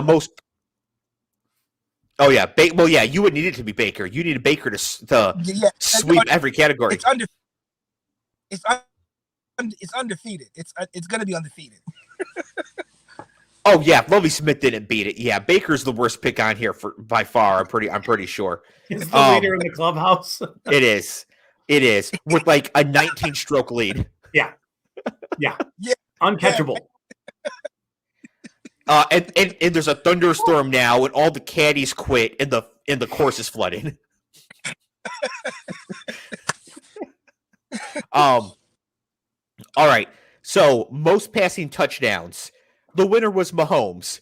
This is easy to see. I said Mahomes. Cleve said Mahomes. Scott said Kirk Cousins. Yep. I was wrong again. I don't think Kirk Cousins. Absolutely. Your logic was sound, Scott. You said he's thrown like 35 touchdowns 2 years in a row. Yeah. Now they got the offensive coordinator from the Rams as head coach. Jefferson's coming into his own. The logic made sense, but it's just like Kirk Cousins most touchdowns, Derek Carr most yards. What were we thinking, Scott? I don't know the logic. Whatever I said, I'm sure it did not make sense because when you tell me I made that prediction, it sounds ridiculous. It really does sound nuts. Yeah, not great. Yeah, now we have one here where not only did Scott and I predict wrong, but Scott is going to have to just own up to something here. So, oh boy, most quarterback rushing yards. Now, Cleve said Lamar Jackson. Cleve, that's a great guess. He got hurt. That's solid. Scott and I said Trey Lance. Probably what a good else guess. did Scott say? No, the issue is that the winner, the quarterback who rushed for the most yards, was Justin Fields. Yeah. So, are you finally ready to admit that Justin Fields is now and was then and has always been a better NFL prospect than Zach Wilson? No. Wow. No. Scott, seriously. We're talking NFL prospect. We're talking about what it looked like in the draft process. Jets games? Did you What's watch that? any of the Jets? Did you watch any of the Jets games? Did you watch Jets games this year? See, I think the question is nullified by whatever happens as we go forward. No, because this reason this doesn't apply here is because this is not new data. Justin Fields had great physical stature, great speed, and ran at Ohio State. It's not a shock that he's doing this in the NFL. It's not Brock Purdy coming out of nowhere like, oh, Brock Purdy better prospect than Zach Wilson. Like, nobody would have said that. People were saying it at the time, right? Justin Fields was the second best quarterback prospect in that class. He was at the time. He was now. He's there was now not a lot of people saying that. There just weren't. There weren't. At the time, Scott? There were not a lot of people saying that. There just were not. What? So today's point, he's saying, do you now think that, or you're still going on the project? I would be a total moron to tell you that Zach Wilson is a better player right now going forward than Justin Fields. It's crazy. But in the run-up to the draft, there wasn't a lot of people who did think that Fields was a better prospect than Zach Wilson. There just weren't. We're going to do it again with CJ Stroud. We are. Coach says you could cut off one of Justin Fields' arms, and he still would have been a better prospect than Zach Wilson. Probably throwing arm. Yeah, you can cut off the right arm because it doesn't really mean much to his game. Scott just unwilling to give up that Justin Fields has always been the man. That's all right. I'll take that one. That'll be yours. I said the Bucs were frauds. They won the Super Bowl. Cleve said DK Metcalf was a bust, and he's awesome. You think Zach Wilson is better than Justin Fields? It happens. I don't think he is. I don't think he is. I think he was a better prospect. That's all. I don't. God, I got it. We're gonna do it this year with Will Levis over guys like CJ Stroud and Bryce Young. We're going to do it again. I don't know who you mean by we, but we are not taking Will Levis over Bryce Young and CJ Stroud. The Zach Wilson and my guess is Antonio Richardson goes in front of him too. Now, is he related to Anthony Richardson? Antonio Richardson is a stage name, and that's all I can see. Anthony Richardson would probably go ahead of Stroud. He will. There's new roots and new branches to someone's family. Just gives them a prospect. I'm just gonna start calling him Mr. Richardson. That way, I take out the problems. It's amazing because I can't get his first name right, but I mess up everybody else's last name. It's the craziest thing. Yep. So now that was most QB rushing yards. Now we have most rushing yards in general. Cleve, who led the NFL in rushing this year?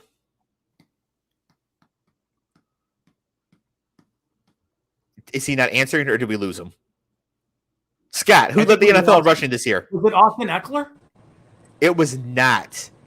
It was Josh Jacobs. Oh, yeah. Which is crazy to think about. Yeah, Josh Jacobs led the league in rushing this year. Now, Scott guessed Jonathan Taylor. Mm-hmm. Very reasonable guess. Yeah, good guess. Now, Cleve guessed somebody named Johnson Talent. What? I think it's Jonathan Taylor. But Cleve did guess Johnson Talent as the guy to lead the league in rushing. Jonathan Taylor for sure.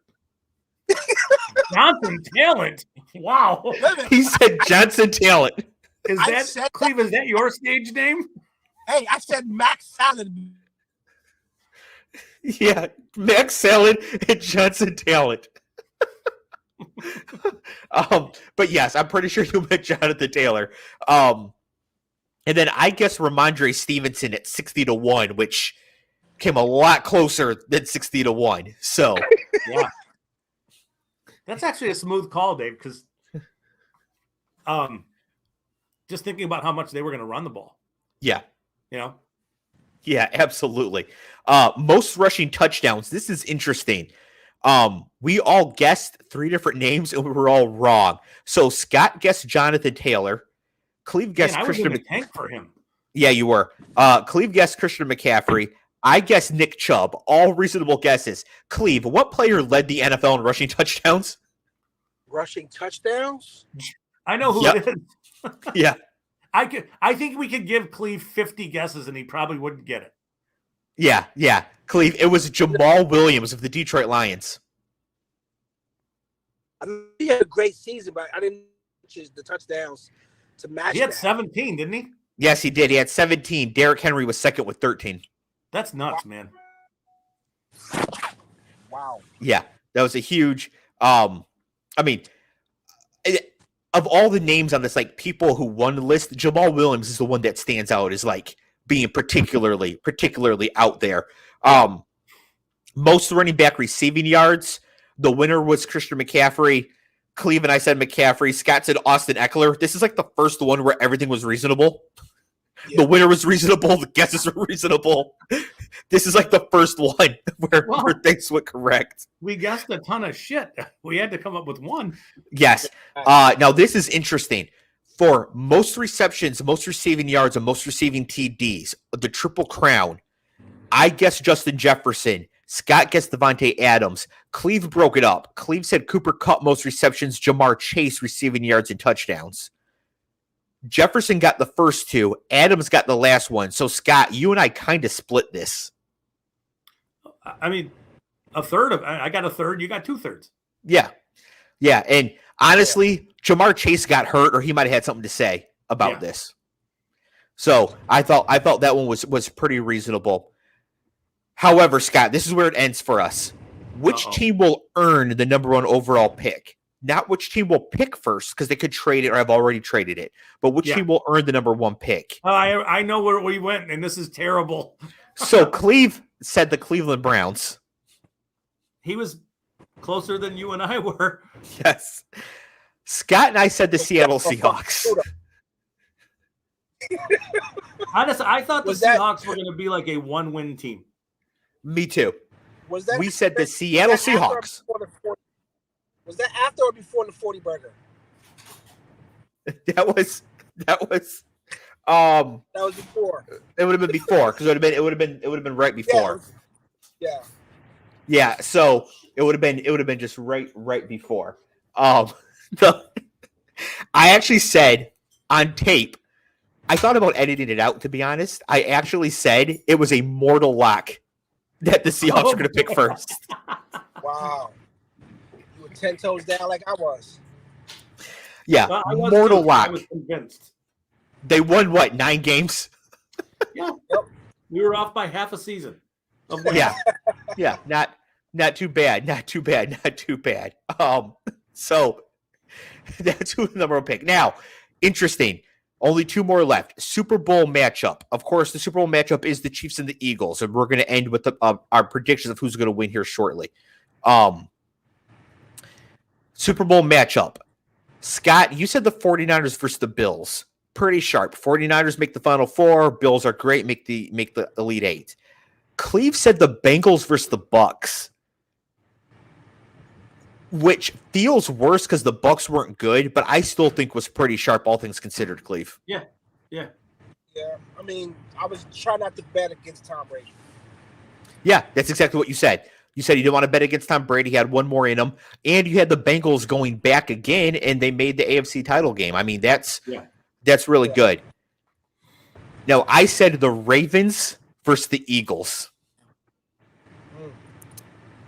This close. You were close, yeah. This close. And I got the hard side, right? I got that. No, the Chiefs would have been easier to say. None of us said the Chiefs. And then, of course, to predict the winner at the time, I said the Ravens. I didn't even take the Eagles. I said the Ravens. Cleve said the Bucks. Scott said the Bills. So none of us are going to get it right. However, Scott, in hindsight, do you think the Bills are the best team in the AFC, or were they just Josh Allen and not much else this season? I think the Josh Allen injury played a pretty significant role.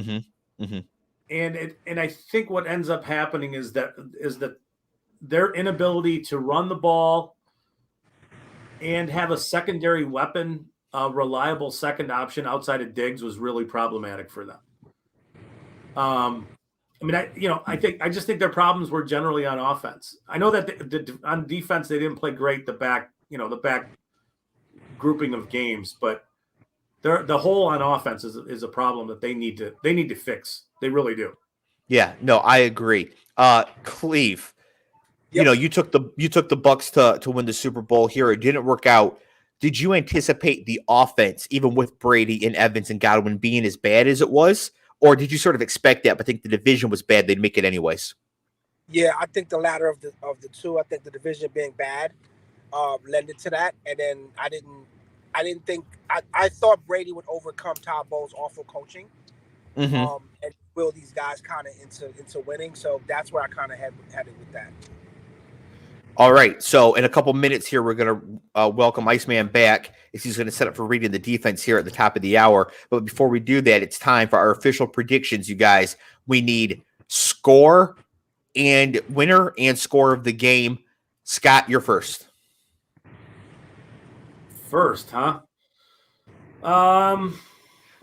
You know I'm going to ask this. Yeah, I have no idea. Let's go Philly 31, Chiefs 24. Now, do you think this is a last-second pull away from Philly, or is this a 31-17 Chiefs score again later sort of thing to make it 7? I think it's more the latter. The Eagles kind of run away with it a little bit and sit on the ball towards the end of the game, kind of stuff. Okay, so a 7-point win that's more comfortable for the Eagles. Cleve, what do you say? Chiefs 42, Eagles 27. Chiefs to win by 14.5. Go ahead and find that alternate line, Cleve. You're going to like the number you're going to get. I think, I could see something like this happening. I can see the Chiefs just being hyper efficient, the pass rush not getting there, and them just running it up. I don't think, obviously the total here, that's a total of 69, nice, is aggressive, but I don't think that the idea of it is that crazy, that the Chiefs are just have this huge, massive offensive explosion sort of thing. For me, Philly's favored by 1.5. I really do like Philly here. I'm going to go Philly 27, KC 24. Last second walk-off field goal for Philly to win it. Wow. Yep. So we're going to we're going to bring back in Matty Ice here, going to read the defense, and Coach is with us as well. Matty Ice and Coach, welcome to Political Football. Hey, what's up, fellas? Hey. Nice. Come on. So go ahead. Oh, we got the MVP. All right. Go ahead. Yo, Matty Ice, you got to introduce the Political Football audience to who this is here. All right, my man. What's your name? What's your name, dude? You can spell it, so you can say it. What's your name? Go ahead. Tell everybody. That's Uncle Cleve right there. You see him? He's frozen, but he's there. What's your name? Hey, who's going to win the Super Bowl? The Eagles or the Chiefs? Chiefs. Okay. Official Super Bowl prediction, the Chiefs. All right, there we go. Yes. I'm writing that down. He's writing that down. All right, you want to tell him your name now that you told him who's going to win the Super Bowl? What is your name? All right, screw him. Are you ready to let the yeah. It's the big stage out here, on YouTube. So I wouldn't be, he doesn't want to dox himself. That's all. He doesn't want to put his info out there. Daddy, okay. All right, he's off. Say bye-bye. Bye. Coach, last hour you took the Eagles to win the game to cover the 1.5. Do you have an actual score prediction or just that the Eagles will cover? No, I just think the Eagles cover. I don't have a score prediction, although I do think it'll be a high-scoring affair. Okay. Eagles cover, high scoring. Like that. Matty Ice has disappeared. So we'll just assume he's taking the Patriots. What's that, Cleve? Dave, why do you think it's gonna be low scoring? Why do you think it's gonna be low scoring? You guys had 24. So I didn't take it to be low scoring. The total is 50.5, and I took it to be 51. So I took it right at the number. 27-24 feels low scoring, but that's still 3 touchdowns per team. Yeah. That's not too bad. So matchup, doesn't that feel like not enough? Kinda, yeah. Yeah, that's why I say that. Yeah, It's hard although to Cleve, you and I both have to imagine the league. Go ahead, Dave. I was going to say, you and I both have the Eagles scoring 27. It's just what we have the Chiefs doing around it. So you're just much higher on the Chiefs than I am. Is what's going on here. Yeah, I mean, it's hard for me to say that the league MVP is not going to go out there and light it up. And again, if they get ahead, Andy Reid's off, they're gonna like flame base these guys. If they get ahead, they're gonna pour it on. They're gonna get exotic, and they're gonna pour it on. Yeah, I completely agree with that right there.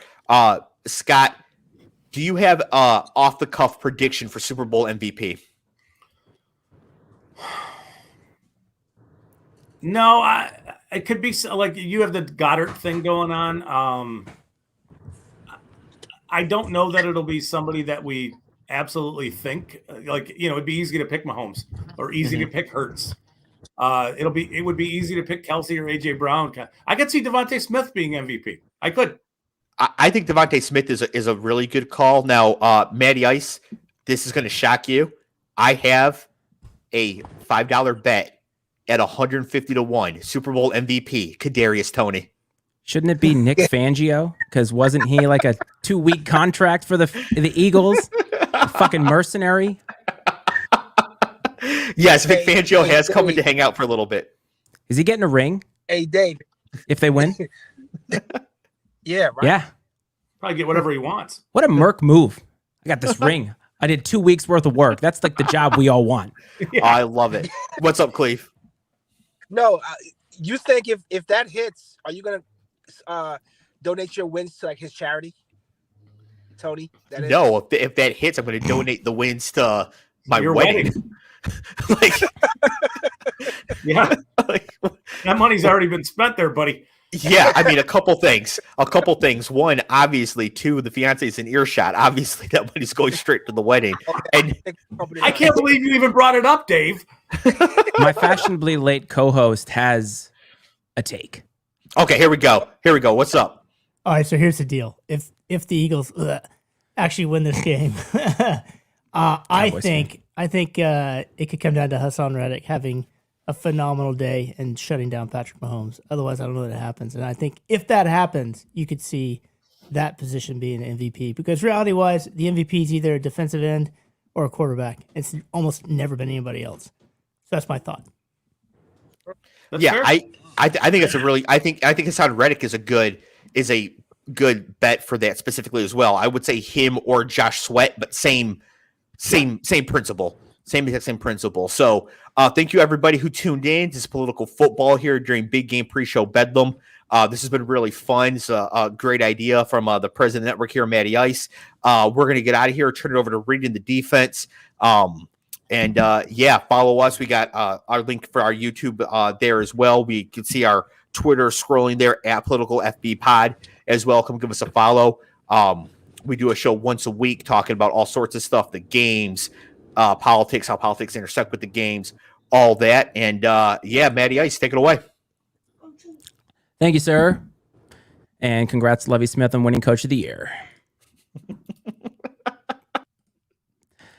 All right. So, Mike, what's going on, buddy? So to catch you up, that's Coach Brad. This What's is up, my man? brother-in-law, Mike. He is my co-host. We do a little side hustle called Reading the Defense, where we just kind of have a good time. And we don't really have a cadence, but he had a great time the first hour. Just to catch you up, he and I drafted a team of football characters from movies and television. Okay. We had a great time with that. We also played a montage of our worst moments on the show, which I think was the highlight. I really have to agree. Would you agree with that, Coach? On y'all's show? Oh or yeah. all Oh your yeah. shows? No. Ours. It was a 9-minute yeah, montage of crap. Yeah, there's plenty on our show to go around. So we were at no shortage of gaffes to laugh at. No, but it's nice to meet you, man. I've heard nothing but great things, and I've tuned into a couple of your guys' podcasts and checked them out, and I'm just happy to be here and be a fly on the wall on this wonderful Super Bowl Sunday. Yeah, happy to have you. It's awesome to meet you virtually, I suppose Yeah. it is. Right. Yeah. How many people these days do we meet in this fashion? I mean, it's insane. Yeah, it's crazy. Coach and I haven't ever met in person. Oh, really? No, That's not pretty once. cool. Nope. Where are you at, Coach? What is this background here? Is that New York? Well, that is the wonderful city of Philadelphia. Oh, He's got but a green screen. He's that's all I'm fancy. saying. I live in Central Illinois, so Oh, okay. yeah, so I'm a ways away from you fellas out there on the East Are Coast. you I'm assuming does that mean you're a Philly? No. No, Okay, definitely He's a not. Colts fan. I'm a Colts fan. Okay, yeah. good. That's fine. That's acceptable. Yeah, it's always acceptable to be a fan of one of the worst teams in the league, at least this year. Right? Just sometimes, Winning on Saturdays. I always remind people though that they still won a Super Bowl more recently than my team. So Stat right. is Jalen Hurts hasn't seen the Cowboys win since he was born. That's how a Super Bowl. A Super Bowl. That's what I Yeah. mean. Like that, and it's like when you think about that, because I'm turning 40 next week, getting into the next decade, and it's like, wow, these things are getting a lot further away than they ever were. But so Coach is a man of very simple taste, and I believe he kind of flashed a little Busch Light there. Now it's his beer of choice. It used to be his banner of choice behind you. So you're having a party today, man. I am. And Coach does not really do Sunday events. He's not a big fan of Sunday events because, like me, you got to work the next day. If Yeah. it was Super Bowl Saturday or the Monday after the Super Bowl was a holiday, I'd be all in. Yeah, why haven't we done that yet? That should be what we do. This is a good Super Bowl point. Super Bowl Monday should be a holiday. See, I mean, we have holidays for everything now. Why not that? I've always kind of wondered that because when you think about the lack of productivity the day after the Super Bowl, it actually is costing it's definitely costing the government money. I can tell you that right now, but it's costing these companies money. So why not give it off? Because either half the guys, I'm assuming it's mostly guys, are calling out, or they're just not doing their work because they're hungover, tired, whatever. Yeah. They're phoning it in at least. Oh, absolutely. There's no doubt about that. I don't know what's more likely to happen. I think one or the other will happen at some point, but I don't know what's more likely: a Monday holiday or them moving the game to Saturday. Honestly, moving the game to Saturday is probably the easier option. There's no way. I don't think No they do way. it, though. It's like Yeah, Super just Bowl because- Sunday is Right. like, it's an alliteration. They have to make it For happen. sure. Well, and the NFL is never going to change.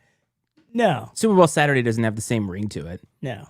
But then again, they play games on Thursdays, Mondays, Saturdays, and Sundays. Yeah. So what's the I difference? guess they could. I think, maybe we could just. Do you think more people would watch? Literally billions of people watch the Super Bowl every year. Do you think more would watch it if it was on a Saturday? I don't know that you can. I mean, how much more are you going to get? I mean, ask Amazon. They bought the game when they already have a ton of Prime subscribers. So could more people watch it? I know that, like, so a friend of mine, they're coming to the house for the Super Bowl thing today. They're Eagles fans. But they're from the Philly area. I guess Philadelphia schools are doing a late start tomorrow. Nice. So, I mean, I like That's it. because the city will be burning tonight. it's probably that. true. I think one way or the other it will be, right? Probably. He did- Knowing Philly, yes. He did pick the Eagles to not only win but cover. Man, I'm having trouble with this pick, actually. I was thinking about it on the way over here. It's tough, right? Because Chiefs are good. Yes. Patrick Mahomes is really good, and he doesn't look that injured. No. They got a lot of talent on both sides of the ball.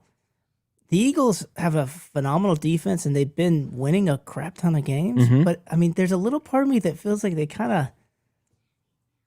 did a lot of good winning early, which kind of made it for, like, kind of an easy road to the Super Bowl for them. I mean, no offense to Giants fans, but, like, drawing the Giants in the divisional round because the Vikings did a Vikings thing is kind of a good deal for Philly. They knew the Giants. They knew how to beat the Giants. They've been beating them all year. And then to draw the 49ers without their quarterback in the NFC Championship game, also, so there's a part of me that's like, no, the Eagles are amazing. They're going to be the ones that are going to win this game as much as I hate them. But then I started thinking about it. I was like, God, I don't know. Like, are they really that good?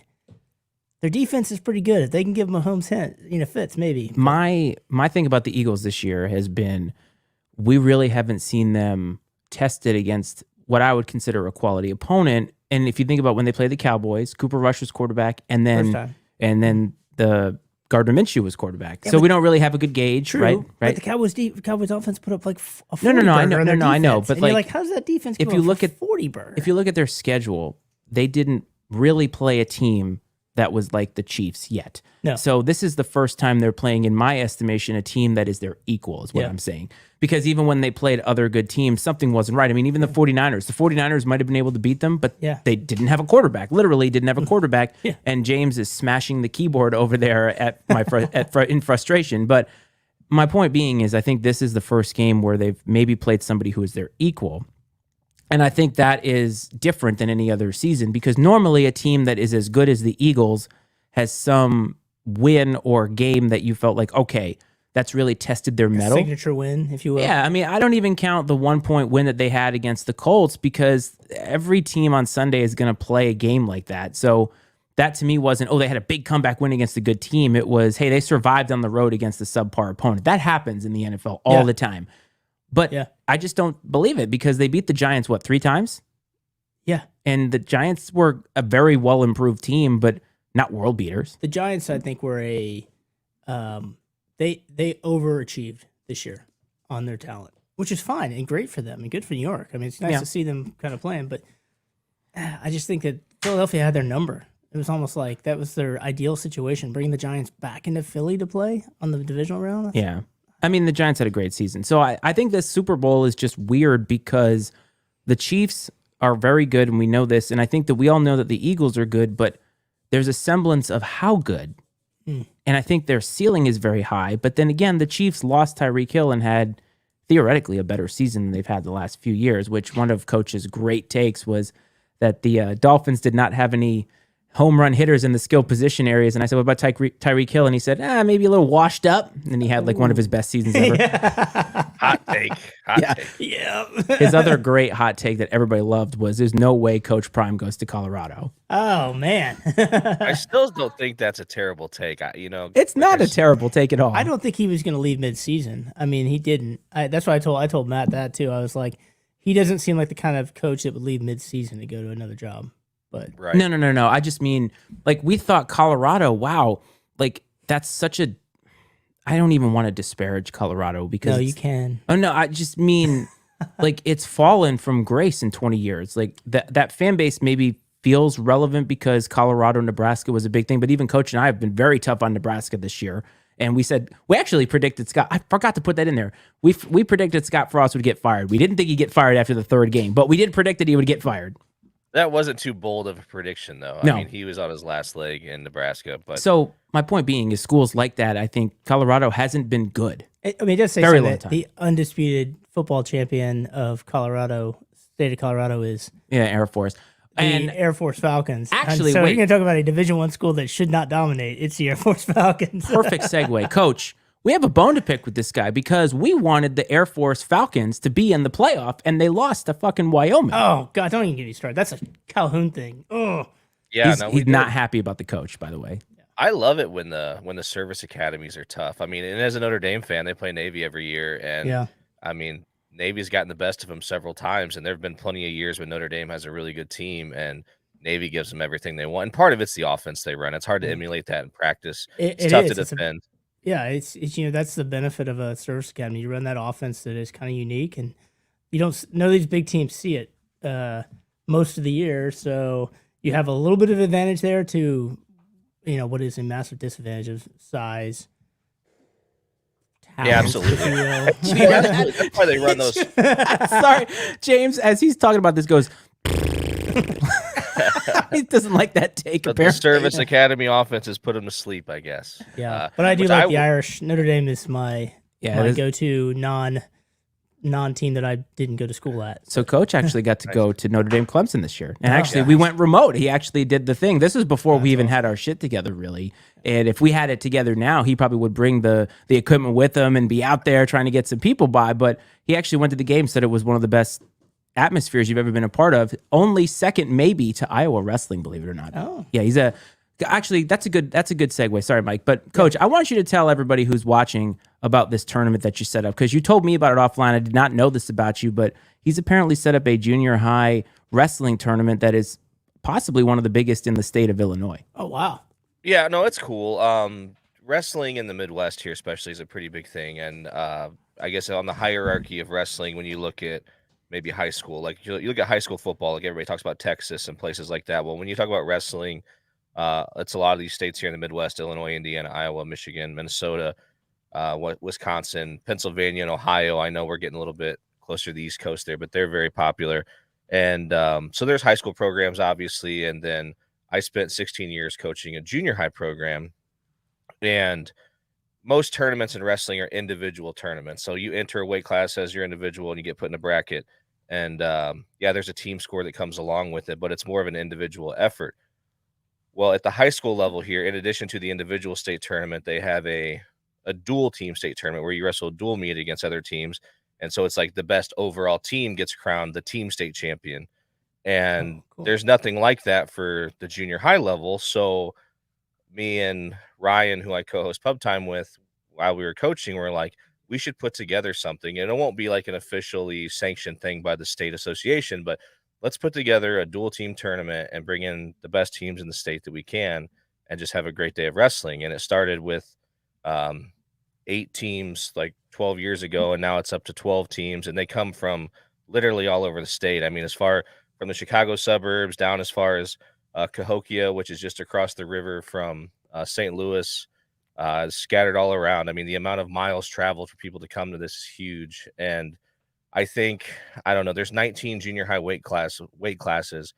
And, each year, I think at least, somewhere between 6 to 10 of the state champions end up participating at this tournament because we get the best teams, or the teams that win the team state championship come state tournament time.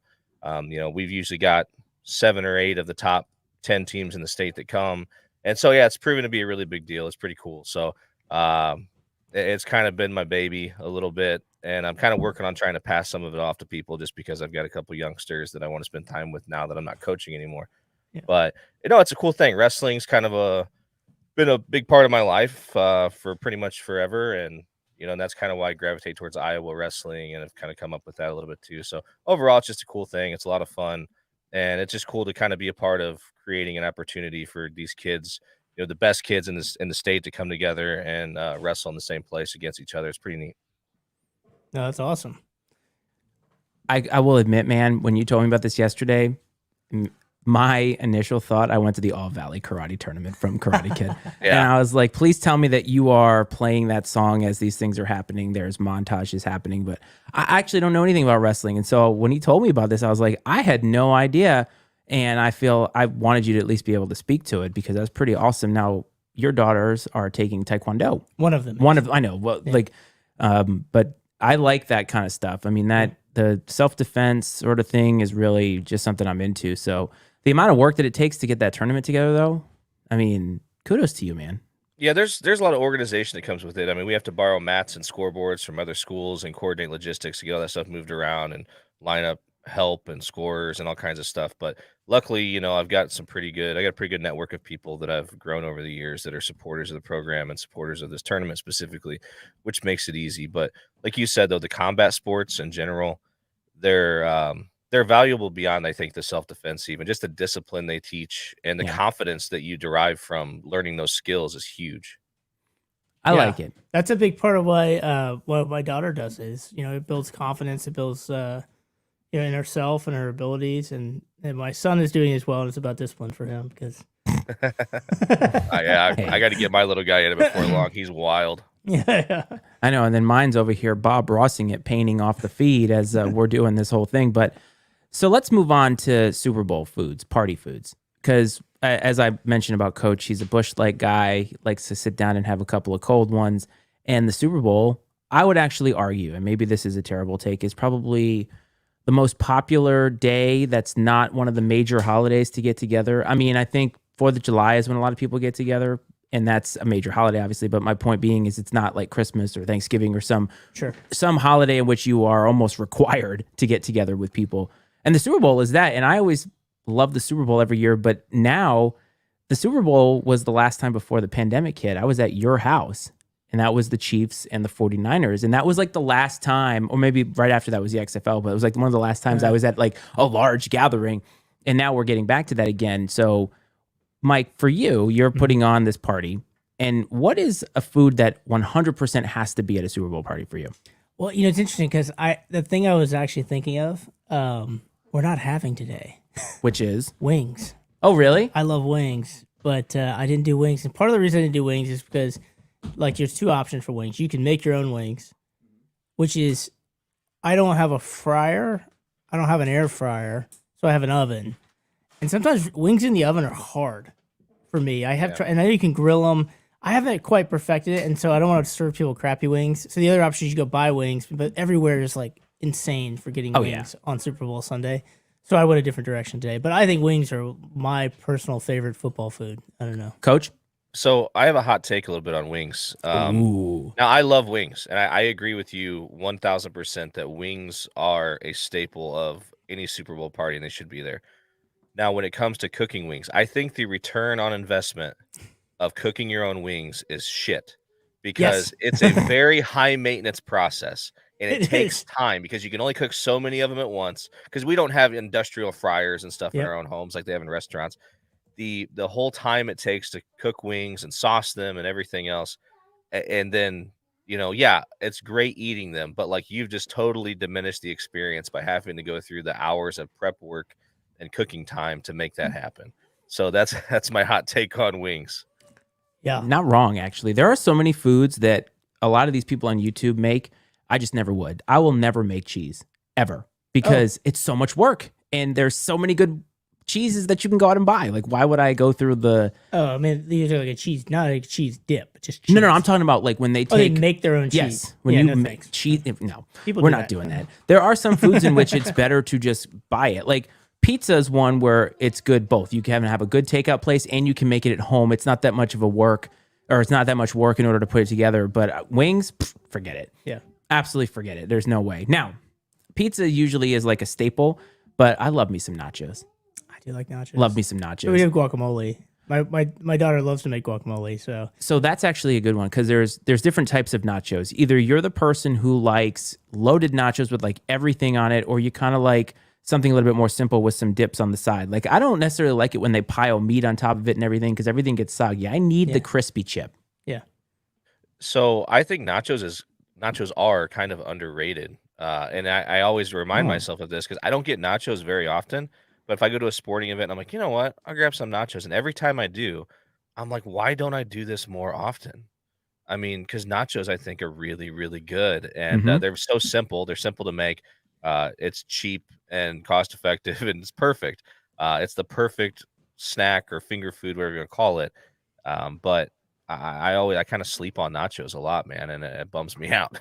Yeah, we grew up we always had the cheese dip, right? The Velveeta cheese with the Rotel mixed in. Hit up Matty Ice Network, Velveeta and Rotel if you want to sponsor. Absolutely. But Bush Light. we had that always for Super Bowl, and I normally would make that for today too. But I needed the crock pot for today because I'm. Well, speaking of which, what are we bringing to this party? We never actually did. We can do that here. I think she said you guys are bringing a buffalo chicken dip, which is always win. Yes, Since always. we don't have wings, kind of makes up for it. It's a good point. It's a winner. By the way, one of our viewers asked if James is coming back, and I should let you know that he is potty training right now, so he's taking a leave of absence from the feed for a little bit. So dropping food the is news right now. No, I hope not. But either way, he's letting us know when he has to leave. So he has vacated the studio. He will be back at some point. But no, buffalo chicken dip is definitely on the list, and I'm actually a hot taker on that because I prefer to dip it with Fritos. The Scoops Fritos. Actually, the Scoops Fritos are now my go-to for queso. Is it the thickness of the chip? Yes.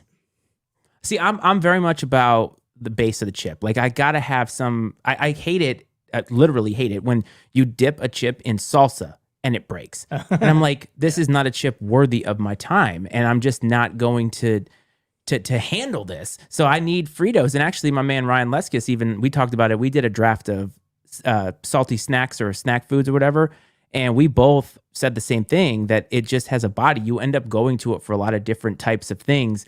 Queso dip, buffalo chicken dip. And it's an amazing vessel for whatever dip it is that you would like. Hot take for me.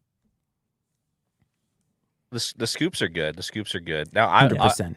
I am I'm gonna go against you a little bit though. Like I almost treasure those somewhat soggy chips on the bottom of like a loaded nacho, especially if there's just a little bit, like if they got like a corner on them that's still a little crunchy.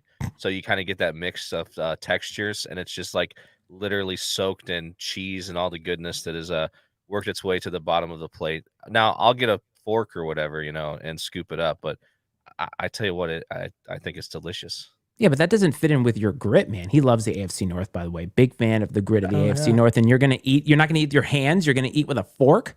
Yeah, I know. That's kind of frowned upon, right? When it comes to things like nachos. But no, I'm saying I'm willing to do whatever it takes to get the job done when it gets there. I mean, if it's so soggy that it's almost impossible to pick up, then yeah, I'm gonna get a fork. The hero that we all need, apparently. Right. Oh man. Never leave a chip behind. Well, let's see. So we got a little bit of time left. So Mike, I wanted you to talk football because Coach and I did not talk football at all. We barely actually touched on the Super Bowl. We had a lot of fun, and Political Football right before us did a lot of that. They talked about their bad takes on the season. Cleve had a monsterly horrible take. Worse than my Broncos take? No. Your Broncos take at the time was reasonable that they'd win the division because they brought in Russell Wilson. And Cleve's take on who was going to win not Offensive Player of the Year, but was it MVP? No, I can't remember what it was. But he said Baker Mayfield was going to win like Offensive Player of the Year or something like that. And I was like, ouch. Yeah. And so that's not good. He said that before Baker Mayfield had a team to play for? I'm not even sure. No, Dave might still be watching and he can tell you. But the other really bad take he had was that Lovie Smith was going to win Coach of the Year.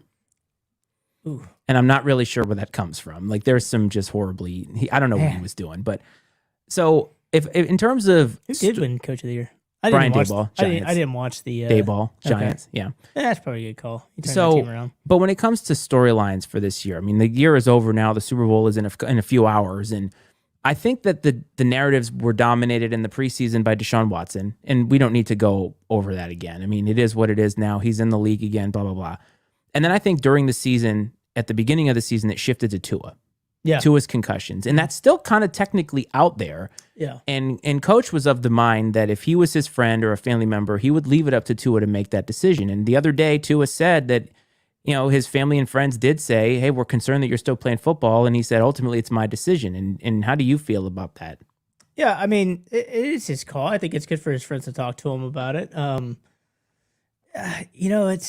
It's tough, man. I mean, because it's the rest of his life. I hope he's thinking about that. I have friends who, I have friends who know folks who played in the NFL, and some of them can't even walk, at this point in their life. They're older and lots of injuries, lots of pain. And but if you ask them, like, do you regret playing in the NFL? Do you regret doing that? And they're like, no. Like, almost no one gets to do this. And they really enjoy it. And so I have to understand that there may be a reason he's willing to do that. It is his call. I just hope that someone talks to him about like what the long-term implications could be for him. Well, and the weird part about listening to him talk about this is he said it was on the back end of him saying that becoming a father is life-changing. And then he's like, but yeah, I thought about it, but football. And so it was just, it was weird sort of hearing him talk about how your whole life and perspective changes when you become a father. And then when asked about that, he was just kind of like, But it's his call. I'm not trying to judge him, but it was very scary. And he said it was a series of unfortunate events that led to him having those concussions. I mean, it really kind of was. If you think about it. I mean, it was really unfortunate the way that they kind of snowballed on top of each other. And if you don't let the brain have time to rest, I mean, that's exactly what happens. I'm hoping if he can take the whole time here and not get hit again until, the fall, that maybe he'll be all right. And, if he can protect himself a little bit better, I mean, he may have a long career and do fine. Mm-hmm. I don't know. And we certainly hope for the best, but I think that his troubles were 100% trumped by Damar Hamlin, and that's something you and I really haven't talked about. Coach and I talked about it a little bit, but that whole thing was very scary at the time, and it seems like he's doing well and all that, but man, that was such a unique thing to happen on a football field in such a primetime event, and I actually haven't gotten your thoughts on it in any recording. Yeah, I mean, shocking. Yes. It's very rare for that kind of event to happen in football because that if it wasn't a pre-existing, I'm not sure if they ever came out and said it was a pre-existing heart issue, that was I don't think so. exacerbated, but like the idea of having that, getting hit in the chest at the right time in between electrical beats, and it sets your heart into arrhythmia, and then causes it to go into cardiac arrest and shut down. I mean, having that happen on a football play is just very odd, because getting that exact hit at that exact time is just very unlikely. It doesn't happen that often. I think they say it happens a lot in like martial arts, where people are punched. Oh, really? Or punching things, yeah, because when they're punched there's a lot of chest punches there happening, things like that. That's where it's more likely to happen.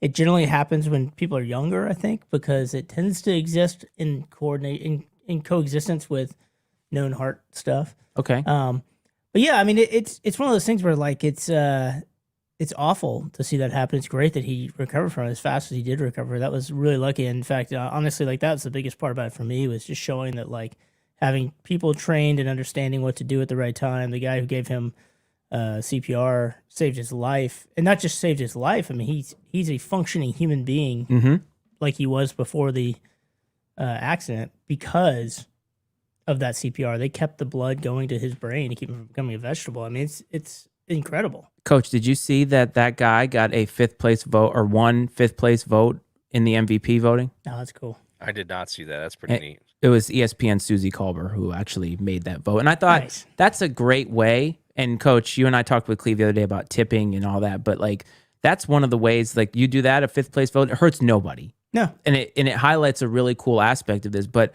one of the things that I think was interesting is the Tua thing was directly related to football. Like those injuries happened in football.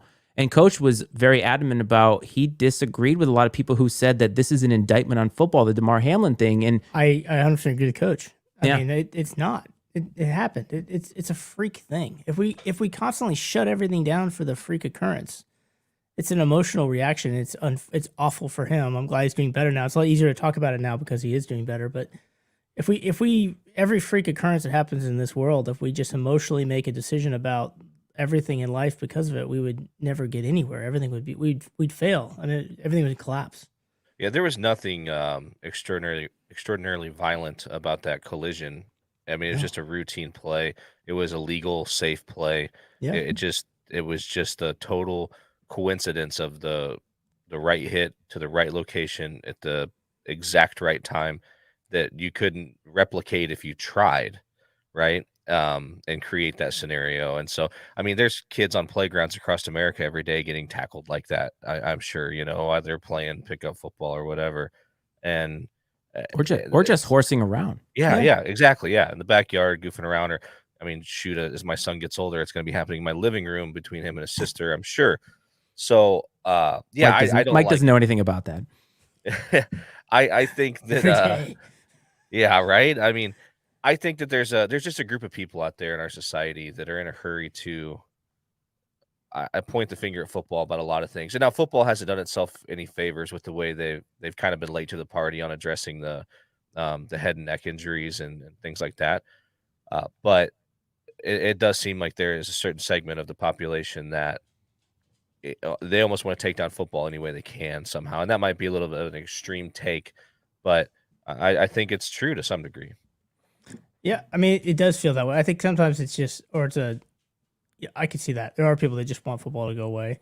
I think also we live in a society where I feel like they want to wrap kids in bubble wrap. And it's just like, you can't do it. It's hard. It's hard to not, because you love your kids and you love, you want people to have the opportunity, but like part of life is dealing with the ups and downs, the goods and the bads. And I think that obviously you hope that no one gets heart issues, but I mean, like, you're not gonna be able to bubble wrap people from everything. And so you gotta let them learn to experience some pain in life and some joy, and they both come hand in hand. And I think if you start taking away things like football, then you take away, sports, and then we're not human anymore. Humanity comes with all of that. Well, the other thing that came out of that was, we talked about everybody's always attacking football. Well, it also highlighted this idea that we all have to have a take right just now about everything, right? And you had two people that come to mind. Skip Bayless obviously had a take in the now, and not a lot of people did, but I felt that was something that we also have to attack everybody's ideas, like right just now, take right? It was poor timing, but if you really listen to what he wrote, he wasn't saying they should play no matter what. This guy, even the guy literally, essentially died on the field and then came back to life. He was asking, how are they going to he was do like, how it? are they going to do this? And that's a fair question in the moment. Like, Yeah. wow, this is a lot. The other one was Bart Scott, but I think some other people had it too about how DeMar Hamlin wasn't expecting T. Higgins to hit him that way. And I was like, you cannot put the blame on T. Higgins for that. Yeah. It is a football play. It happens. And as Coach said, you could have tried to recreate it. We could go to a control group, control environment, try to redo that and not be able to do it 1,000 times. And T. Higgins was going through enough, and I thought that was a shitty take. Timing doesn't matter on that one. I thought Skip Bayless got a little bit too much. Now, he's got a lot of things. And he's a king of hot takes, so he's going to get he deserves it for just kind of speaking out all the time. I'm sure he's used to it. Yes. And speaking of being used to it, I'm going to shepherd our fourth co-host out of here while you guys banter. Okay. Nice. It says here I'm supposed to banter. No. Yeah, I don't know. Coach, I don't know what you think about that, but I just feel like it's a bit of a symptom of, you said, whether it be all of football or just I feel like some of the coddling a bit of our society sometimes I think is hard.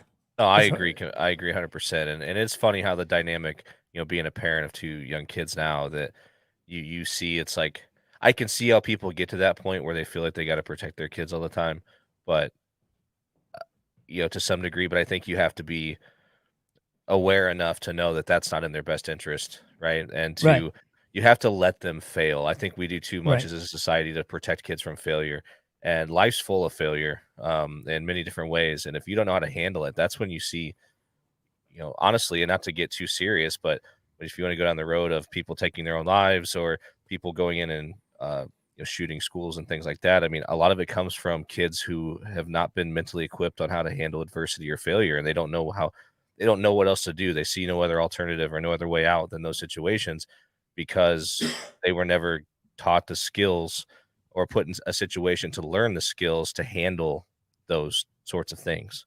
Yeah, no, you're right. I mean, we talk about personal resilience all the time, and being resilient means you have to have bounced down from something to learn how to bounce back from it. And if you're never practicing the hard, in other words, you don't allow yourself to fail here and there, and you never really understand what to do when it happens. And that goes to, just like you said, with whether it be with personal, mental health issues, or just, I mean, if you look at most successful people in the world have come back from failure. Failure it leads to innovation. It leads to, learning. It leads to what a lot of the great things we do is because of failure, and we can't remove it. Shane Falco. Exactly. And as a coach, for years, I'd always say to my teams that, everybody's tough in the first 30 seconds of a game or of a wrestling match or whatever it was. I don't want to know who you are. I don't care who you are when everything's going perfectly for you. I want to know who you are when everything's going wrong and your back's against the wall. And you've got to find a way out. Like, who are you in that moment? Because that's what I'm going to judge you off of. Do you point the finger and make excuses, or do you find a way to try to overcome that adversity and push back a little bit? And I've heard the same analogy made even in like business, where someone comes in and they get hired, and maybe they have the same job as so and so. Like, say, me and Joe Blow over here, we both have the same role, and I go to, but Joe Blow's been there for 5 years. I've been there for a year. And I'm just like, hey, like, I'd like a raise because I'm doing the same thing he does. And the supervisor would say something like, yeah, but the difference is I've seen him do that in stormy seas. I've only seen you work in calm seas.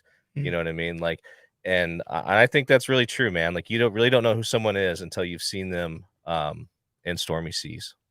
Yeah. That's really good points. That is a really good take. I struggle with that as a parent, when you want to be there to help your children, but there's a fine line between helping them and that learning curve that they have in life. Like, went through this a couple weeks ago where James is waking us up in the middle of the night. He wakes me up and I walk in there and I'm like, what's going on, buddy? And he wants me to pull his pant leg down. And I'm like, we need to have a serious conversation about what you think my role is here and what you need to do. And I went into the bedroom and I was like, our son needs tougher skin. Like, he needs to figure out, hey, you don't need to call me in for that. You can pull your own pant leg down or pull your own blanket on. But then there's other things that are harder to figure out, like how do they handle some of their emotions, because they're just going through those emotions. And it's incumbent on us to react appropriately to let them get those emotions out while also not entertaining every single tantrum that they have. I know I struggle with that because I was brought up to, have adversity be something that I grew from instead of wilted in front of. And I don't even know what word I was trying to use there. I was not even close to being a word. Wiltered? That's not even, I don't know what that was. Anyway, oh God, that was terrible. So let's go on from my shitty grammar and move on to Tom Brady. So Tom Brady retires again. I think it's pretty much in the books at this point. He's put in the paperwork, whatever that means, blah, blah, blah. At the beginning of the season, Mike said, I'm not going to doubt Tom until he proves to me that he can't do it. In your estimation, was Tom still able to do it at the end? I mean, he didn't look great against Dallas in the playoff game. Nobody did. No, but that team didn't look great. No, they didn't look great all season. Yeah, and they're struggling. I don't know. I think it was slowly. I think he could have continued. He probably could still play at a good enough level if he had the right team around him. But I think it's just like, how much was he willing to? I think I said this earlier. Like, it's because what made Tom Brady great wasn't just Tom Brady's abilities, but Tom Brady's work ethic. Mm-hmm. And the constant drive and the willing to give up this or give up that. I just wonder at 45, my question was, how much more is he willing to do that? Yeah. And I feel like maybe this season, as you saw him kind of like, that wears on you after a while. And I think it probably wore him. And he's like, when he kind of lost it, I wouldn't be surprised if he's kind of, could he still play? Sure. But could he still play at the Tom Brady level? I don't know. I think we're giving him too much of a pass. All these teams like the 49ers willing to give up on Trey Lance to get Brady in there for a year in their win now mode. And I'm like, I don't know. That seems like we're giving this guy way too much credit. I mean, I understand that he just won a Super Bowl a couple years ago, but to mortgage the future with a win now team seems kind of odd. Oh, I wouldn't do that now with him, no. No, and I think Aaron Rodgers is in the same boat. And I made a joke about a darkness retreat earlier, whatever the hell that is. I think Aaron Rodgers has still got the physical talent to play. Yeah. I just don't know if he's mentally cares enough. I can't do Aaron Rodgers anymore. Like, I'm actually off the Aaron Rodgers train. I can't stand him. Yeah, he's definitely, I think, physically talented enough, like you said, Mike. But I worry about that. I think he would have to find, like, if he does leave Green Bay, he needs to find the perfect situation with the right coach. I mean, he needs to go to like a veteran team that's just a quarterback away, because he's proven that he doesn't play well with rookies. He's impatient with them. He's not really there to hold their hand and bring them along. He's pretty much said that at this point. And like I said, I think you'd have to get him into like a veteran team with a coach that, like if you could take Patrick Mahomes out and plug in Aaron Rodgers, like he would be great, right? I mean, he would be a perfect fit. They've got a well-established roster of veterans. You have Andy Reid. Like, I think he could succeed in that scenario. But if you give him a young head coach, like we had with Matt LaFleur, and a young roster, I just think it's going to be the same thing he's been dealing with in Green Bay over again. Yeah. Let me ask you a question, both of you.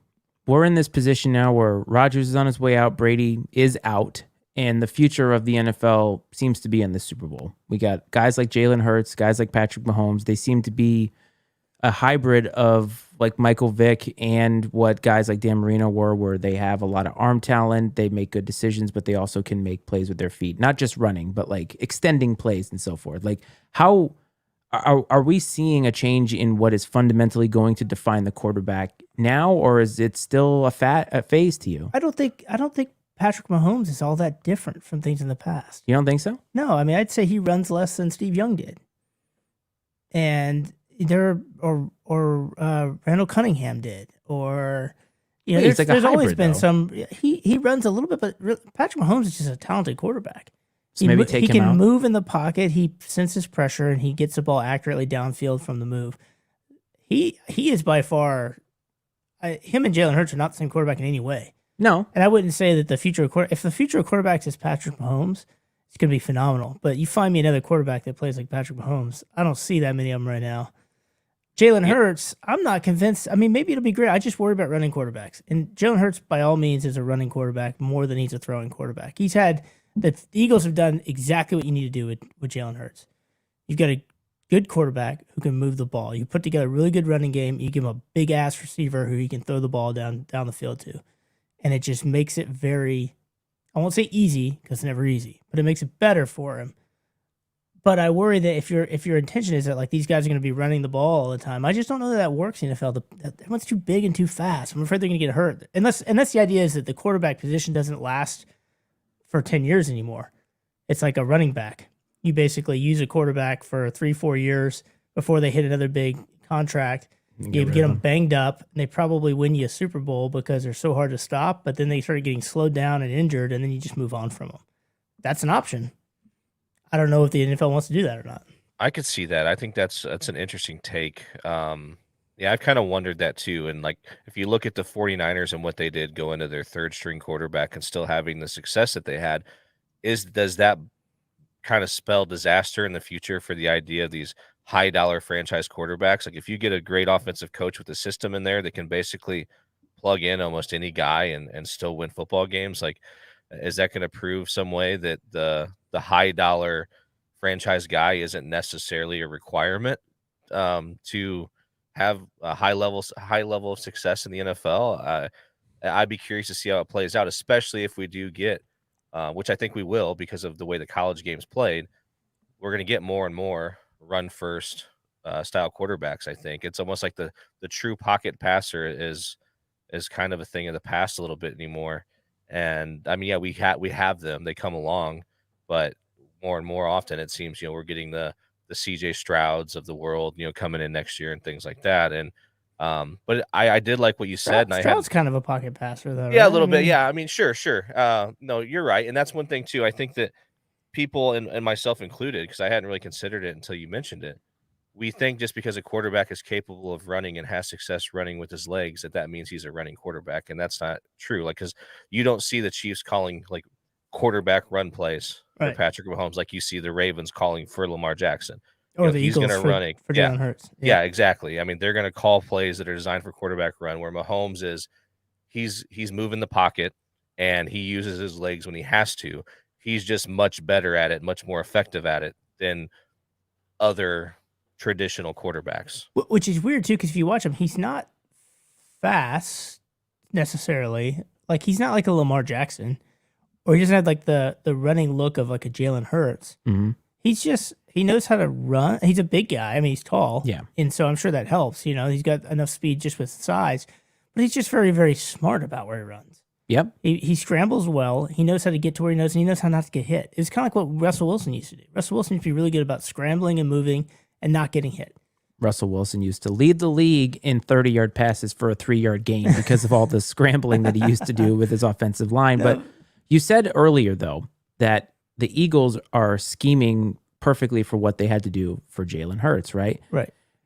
And is that a sign of the future, though? And it probably brings Coach's point, is that maybe the future of quarterbacking does look more like Jalen Hurts, not because that last 10, 20 years, but because the new scheme and the economic paradigm in the NFL is going to be, let's get the right system to scheme around these guys, win a Super Bowl, and then we'll go on with the next guy. And that's why I asked, because Mahomes, yes, he's a pocket passer, but he does make a lot of moves with his feet that guys do not do. Like, Peyton Manning didn't do that.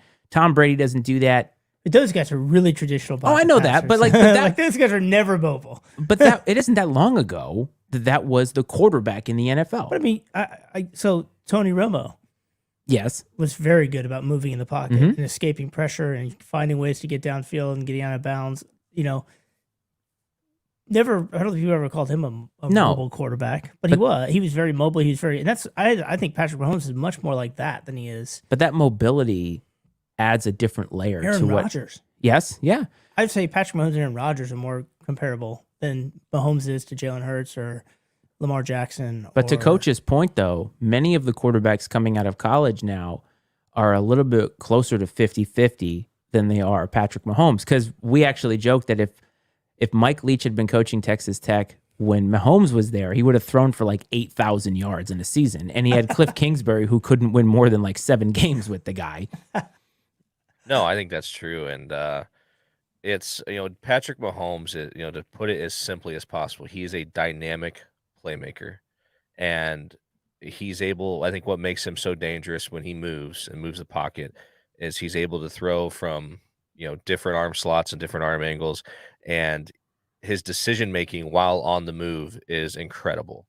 and his accuracy while on the move is incredible. And that's what separates him, I think, from other guys that, because trying to throw the ball and throw it accurately with any sort of zip on it while sprinting at full speed is a very, very difficult thing to do.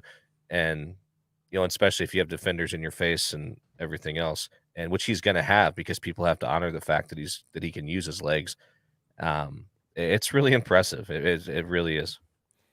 I guess I just wonder, we always say, is this going to revolutionize the quarterback system? I just wonder, it's running quarterbacks, mobile quarterbacks are not new. Like I said, Randall Cunningham used to do it all the time for Philadelphia, and Steve Young was a big running quarterback for the 49ers. And so if it was so revolutionary, then you think by now everyone would be doing it. And they're not, because I think there's only so much talent at each that can come out that can do that.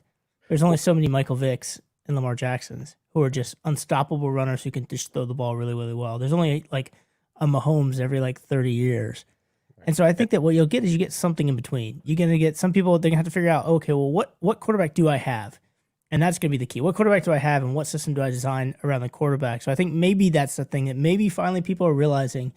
I'm not going to try to build my system and then fit people into it. I'm going to build a system around the talent that I can get. Yeah.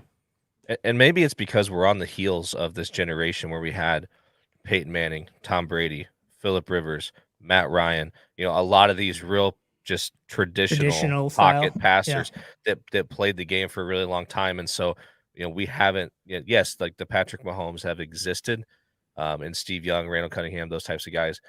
But Roger Staubach, let's go back to the Cowboys in the 1970s. He came out of Navy. He was a scrambling machine. Forgot about that. Bringing it back to the old service academies. I like it. And maybe it's just a willingness too, as time goes on. Coaches have kind of been a little more flexible on their traditional mindset of how offensive football should be played, and to utilize the quarterback's legs, and not just for running the ball, but to move the pocket in more creative ways. And maybe that's possible. Just offensive football has evolved a little bit, which helps. And I know, when I was coaching at the high school level, we'd tell quarterbacks, if we were running some sort of a sprint out pocket movement action, we'd tell them, especially in high school when you don't have great quarterbacks or great receivers, we tell them, hey, you treat this like it's a run until it becomes a pass. So you take the ball out there like you're planning on running it until you see someone open, and they better be wide open. And if they're not, just keep running. Well, we all could debate football all day long, but we talked about yesteryear and Tom Brady. So for you two, these were the top 10 commercials, companies that had commercials during the Super Bowl during Tom Brady's first Super Bowl, which was in February of 2022. 2002. America Online was a major internet service provider back then, not quite so much. Blockbuster Video, I think there's still one out in Oregon somewhere that might be close. I think I've heard there is still one. Yeah, I think there's one. I don't know where it's at. Yeah, there's one Blockbuster. Radio Shack, gone. Wow. Circuit City, gone. Comp USA, gone. What does Comp USA do? It was the same as AOL. Oh, okay. Right? It was something like that. It was like a computer company or like an internet company. Oh, man. Sears, hanging on by a thread. Barely. Hot Jobs, which I believe may be the new Monster. I don't even know whatever that was. First hot. Not going to work here anymore anyway.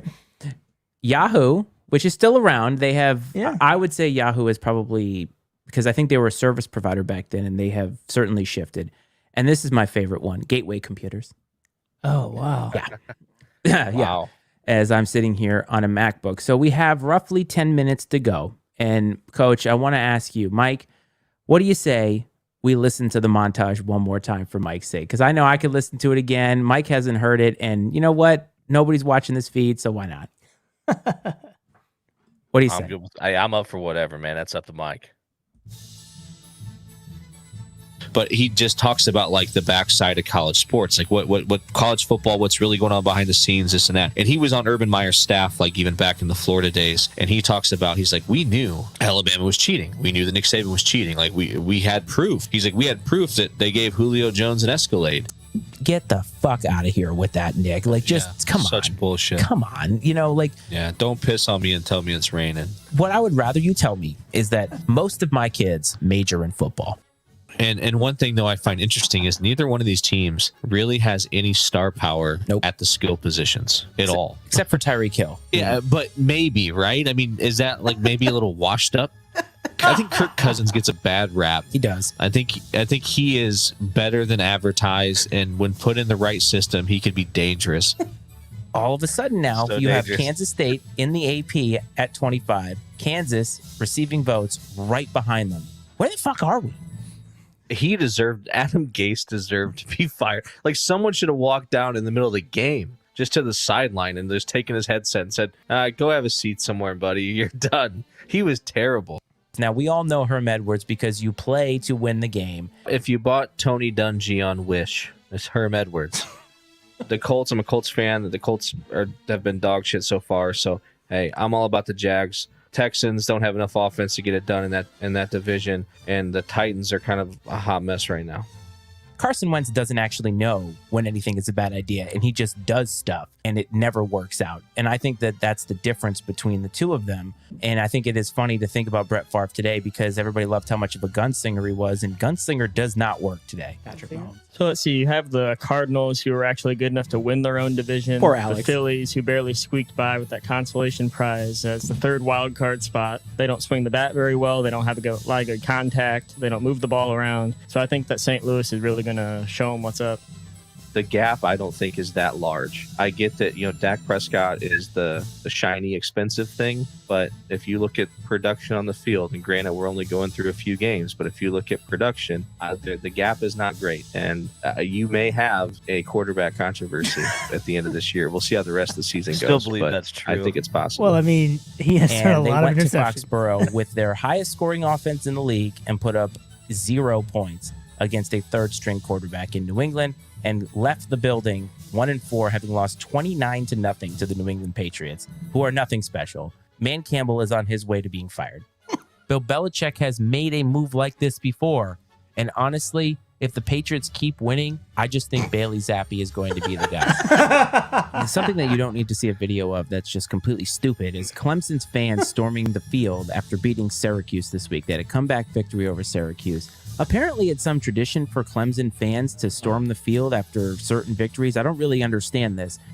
He's so polarizing that I don't think he's just the type, like, Frank Reich's the opposite. Frank Reich seems the type of guy that he's very likable and you could plug and play sort of deal anywhere. I don't know if Jimbo's got a lot of friends. You remember? What if the Phillies or the Yankees decide to retread Joe Girardi after getting the Phillies to the World Series? They decide to throw a bunch of money at him and bring him back in. If only the Phillies hadn't fired him earlier on in the season, that might be a great idea for the Shows how much Yankees. He's baseball available I now. watch. I look forward to the Thursday night games. It's just fantastic. Do you actually look forward to the Thursday night games? I honestly feel like the matchups that they give us are mostly dog shit. I would have loved to see him be successful in Cleveland. I'd love to see Cleveland be successful. They just can't get out of their own friggin' way. I don't think the Eagles are bad, but I don't think that they are what people thought they were, per se. I am not completely sold on Jalen Hurts. I'm They still aren't not. the team that they used to be, and traveling to the Superdome or whatever it's called now, the Caesars Bowl, whatever. When can we put to bed the debate of if Kirk Cousins is for real? Fans talk about, I can't believe he left for the money. And I was like, let me just be clear that if somebody hands you that contract, you could not sign on the dotted line faster. I really think Jake Herbert's a stud. Is that your pick of the week? Because you had Jake Herbert as their quarterback, so I'm not sure how much we should be trusting your Justin judgment Herbert, here. sorry. My bad. Good call. For everybody who is putting money on Brad's picks, Jake Herbert is not going to win you anything, so please be careful whenever you do that. No, but the one thing that has to piss you off royally is seeing Brian Kelly at number 10 in these rankings. Like, are you fucking kidding me? I think he's kind of a doucher as a person, for sure. Not But, wrong. I mean, you can't deny his ability to coach. Those two teams control their own destinies, TCU and USC at this point. But a loss by either one of them opens up all sorts of crazy scenarios that could be possible. I always love it when you do this. USC already has a loss, so they cannot be an undefeated painful. USC team headed into the playoff. Damn it. You know what? I thought they did, but then I knew it, man. I thought that they did, and then I swear that I heard someone else talking about it, referring to them as undefeated. And I'm like, well, shit, maybe they're undefeated. I'm going to say this right now. I know the Texans are out there, and I know there's other bad teams. I personally believe the Raiders are the worst team in the NFL because the expectations were high. They have a lot of talent, and it's been terrible, like just so terrible. And this has got to be one of the worst losses they've ever had. To the Colts. I feel like Kirk Cousins is the best quarterback to play in daylight ever. Like, he can't play if it turns dark. So he's Blade. He's the Daywalker. I feel like Zach Wilson is getting close to the point that we know what we need to know about him, and it's time to move on. I do think that there will come a time when the right job, the right place opens up. I think he would leave, but he's not going to jump at any opportunity. He sure as hell, I don't think he's going to go to Colorado by any means. For me personally, again, this might be some old man get off my lawn shit, but I have seen enough of Zach Wilson. I don't want him anywhere near the team because that's kind of attitude. Like, he got benched the other day, and instead of going and being next to the coach, looking at film, hey, what have I done wrong? He goes and he slouches and sits there like some emo teenager. I'd like to see Dallas make a run. Gosh, I mean, I can't believe I'm going to say this. I feel like they deserve it a little bit. Their fans deserve it a little bit. Joe Burrow and the boys, without Lamar Chase, have actually been continuing to win football games. I like the Bengals here because of that home field advantage. Yeah, I think that Joe Shiesty's got it going there. Him and his receiver, Jamar Chase. And just a terrible, terrible, terrible faux pas on my part. I'm glad that you are here to correct me. Usually it's me doing that for you with Joe Girardi and Jake Herbert. And Lamar Chase is one of the best players in the NFL. Man, I'm sorry, Mr. Chase. I hope that you are not listening. Sorry again. They have had success there. I don't know if I see Sean Payton, I don't want to say slumming it up with the Chargers, but it seems a little beneath him. Run a few passing concepts, and that's it. There's no game planning to avoid Darrelle Revis, my goodness, or his brother Darrell, either Jesus. one. We're back to Jake Herbert, Justin Herbert. So Lamar Chase. And Lamar Chase, I mean, just all the greats. Man. The Rutgers Scarlet Knights somehow ranked in the top 25 in anything over the University of Illinois, Fighting Illini. Coach, so let it be written. Don't do me dirty like that. Illinois over Rutgers. Come on now. Illinois over Rutgers. Yeah. You trying to make the record worse? So let it be done. Oh, we call that the cacophony of gasbaggery. I'm delighted by this. I could have put together probably another 10 or 20 minutes of stuff, and it delights me. Not all those takes were bad. No, they're not bad. It wasn't the point of it wasn't to like make us look bad, but some of them were downright hilarious. I love when we get names wrong. I'm like, dude, Lamar Chase, and then he got Jamar, and I'm like, damn. I was so happy to be able to do that to you. After all the screw ups that I've had, I was like licking my chops for that one. Oh yeah, we had a lot of fun over the last few months, and I knew you'd appreciate that when I see, we're getting close to the end. I mean, why not end it on a little bit of fun with a little bit there? And you didn't make the cut. I didn't put some of your outtakes in there, so be happy. Probably a good call. Yeah, probably a good call. All canceled. Yeah, so fellas, it is the end. The end is nigh. We are bumping up on 3:00. I believe kickoff is at 6:30. Definitely a lot to look forward to. Do you guys do any prop betting? I am a cheap bastard. I don't like to bet. I would love to do prop betting. I probably should. I need like an app to make it easy, and I would do it. Yeah, I want to bet on like the stuff like how many times are they going to show so and so in the box, and stuff like that. Like how many times are they going to say Patrick Mahomes' ankle doesn't look bad now? Yep, exactly. Yeah, right. I'll look on FanDuel when we're done here. I might just. Jalen Hurts after getting benched in a national championship game in the Super Bowl. Oh, yeah.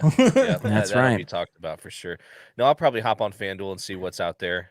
I'll probably throw something on the game. Nothing crazy, $5-10, whatever, on the game. But I'm curious what prop bets exist on FanDuel. There probably aren't too many of them, but at least not the real fun ones. But it might be on there like heads or tails for the coin toss, stuff like that.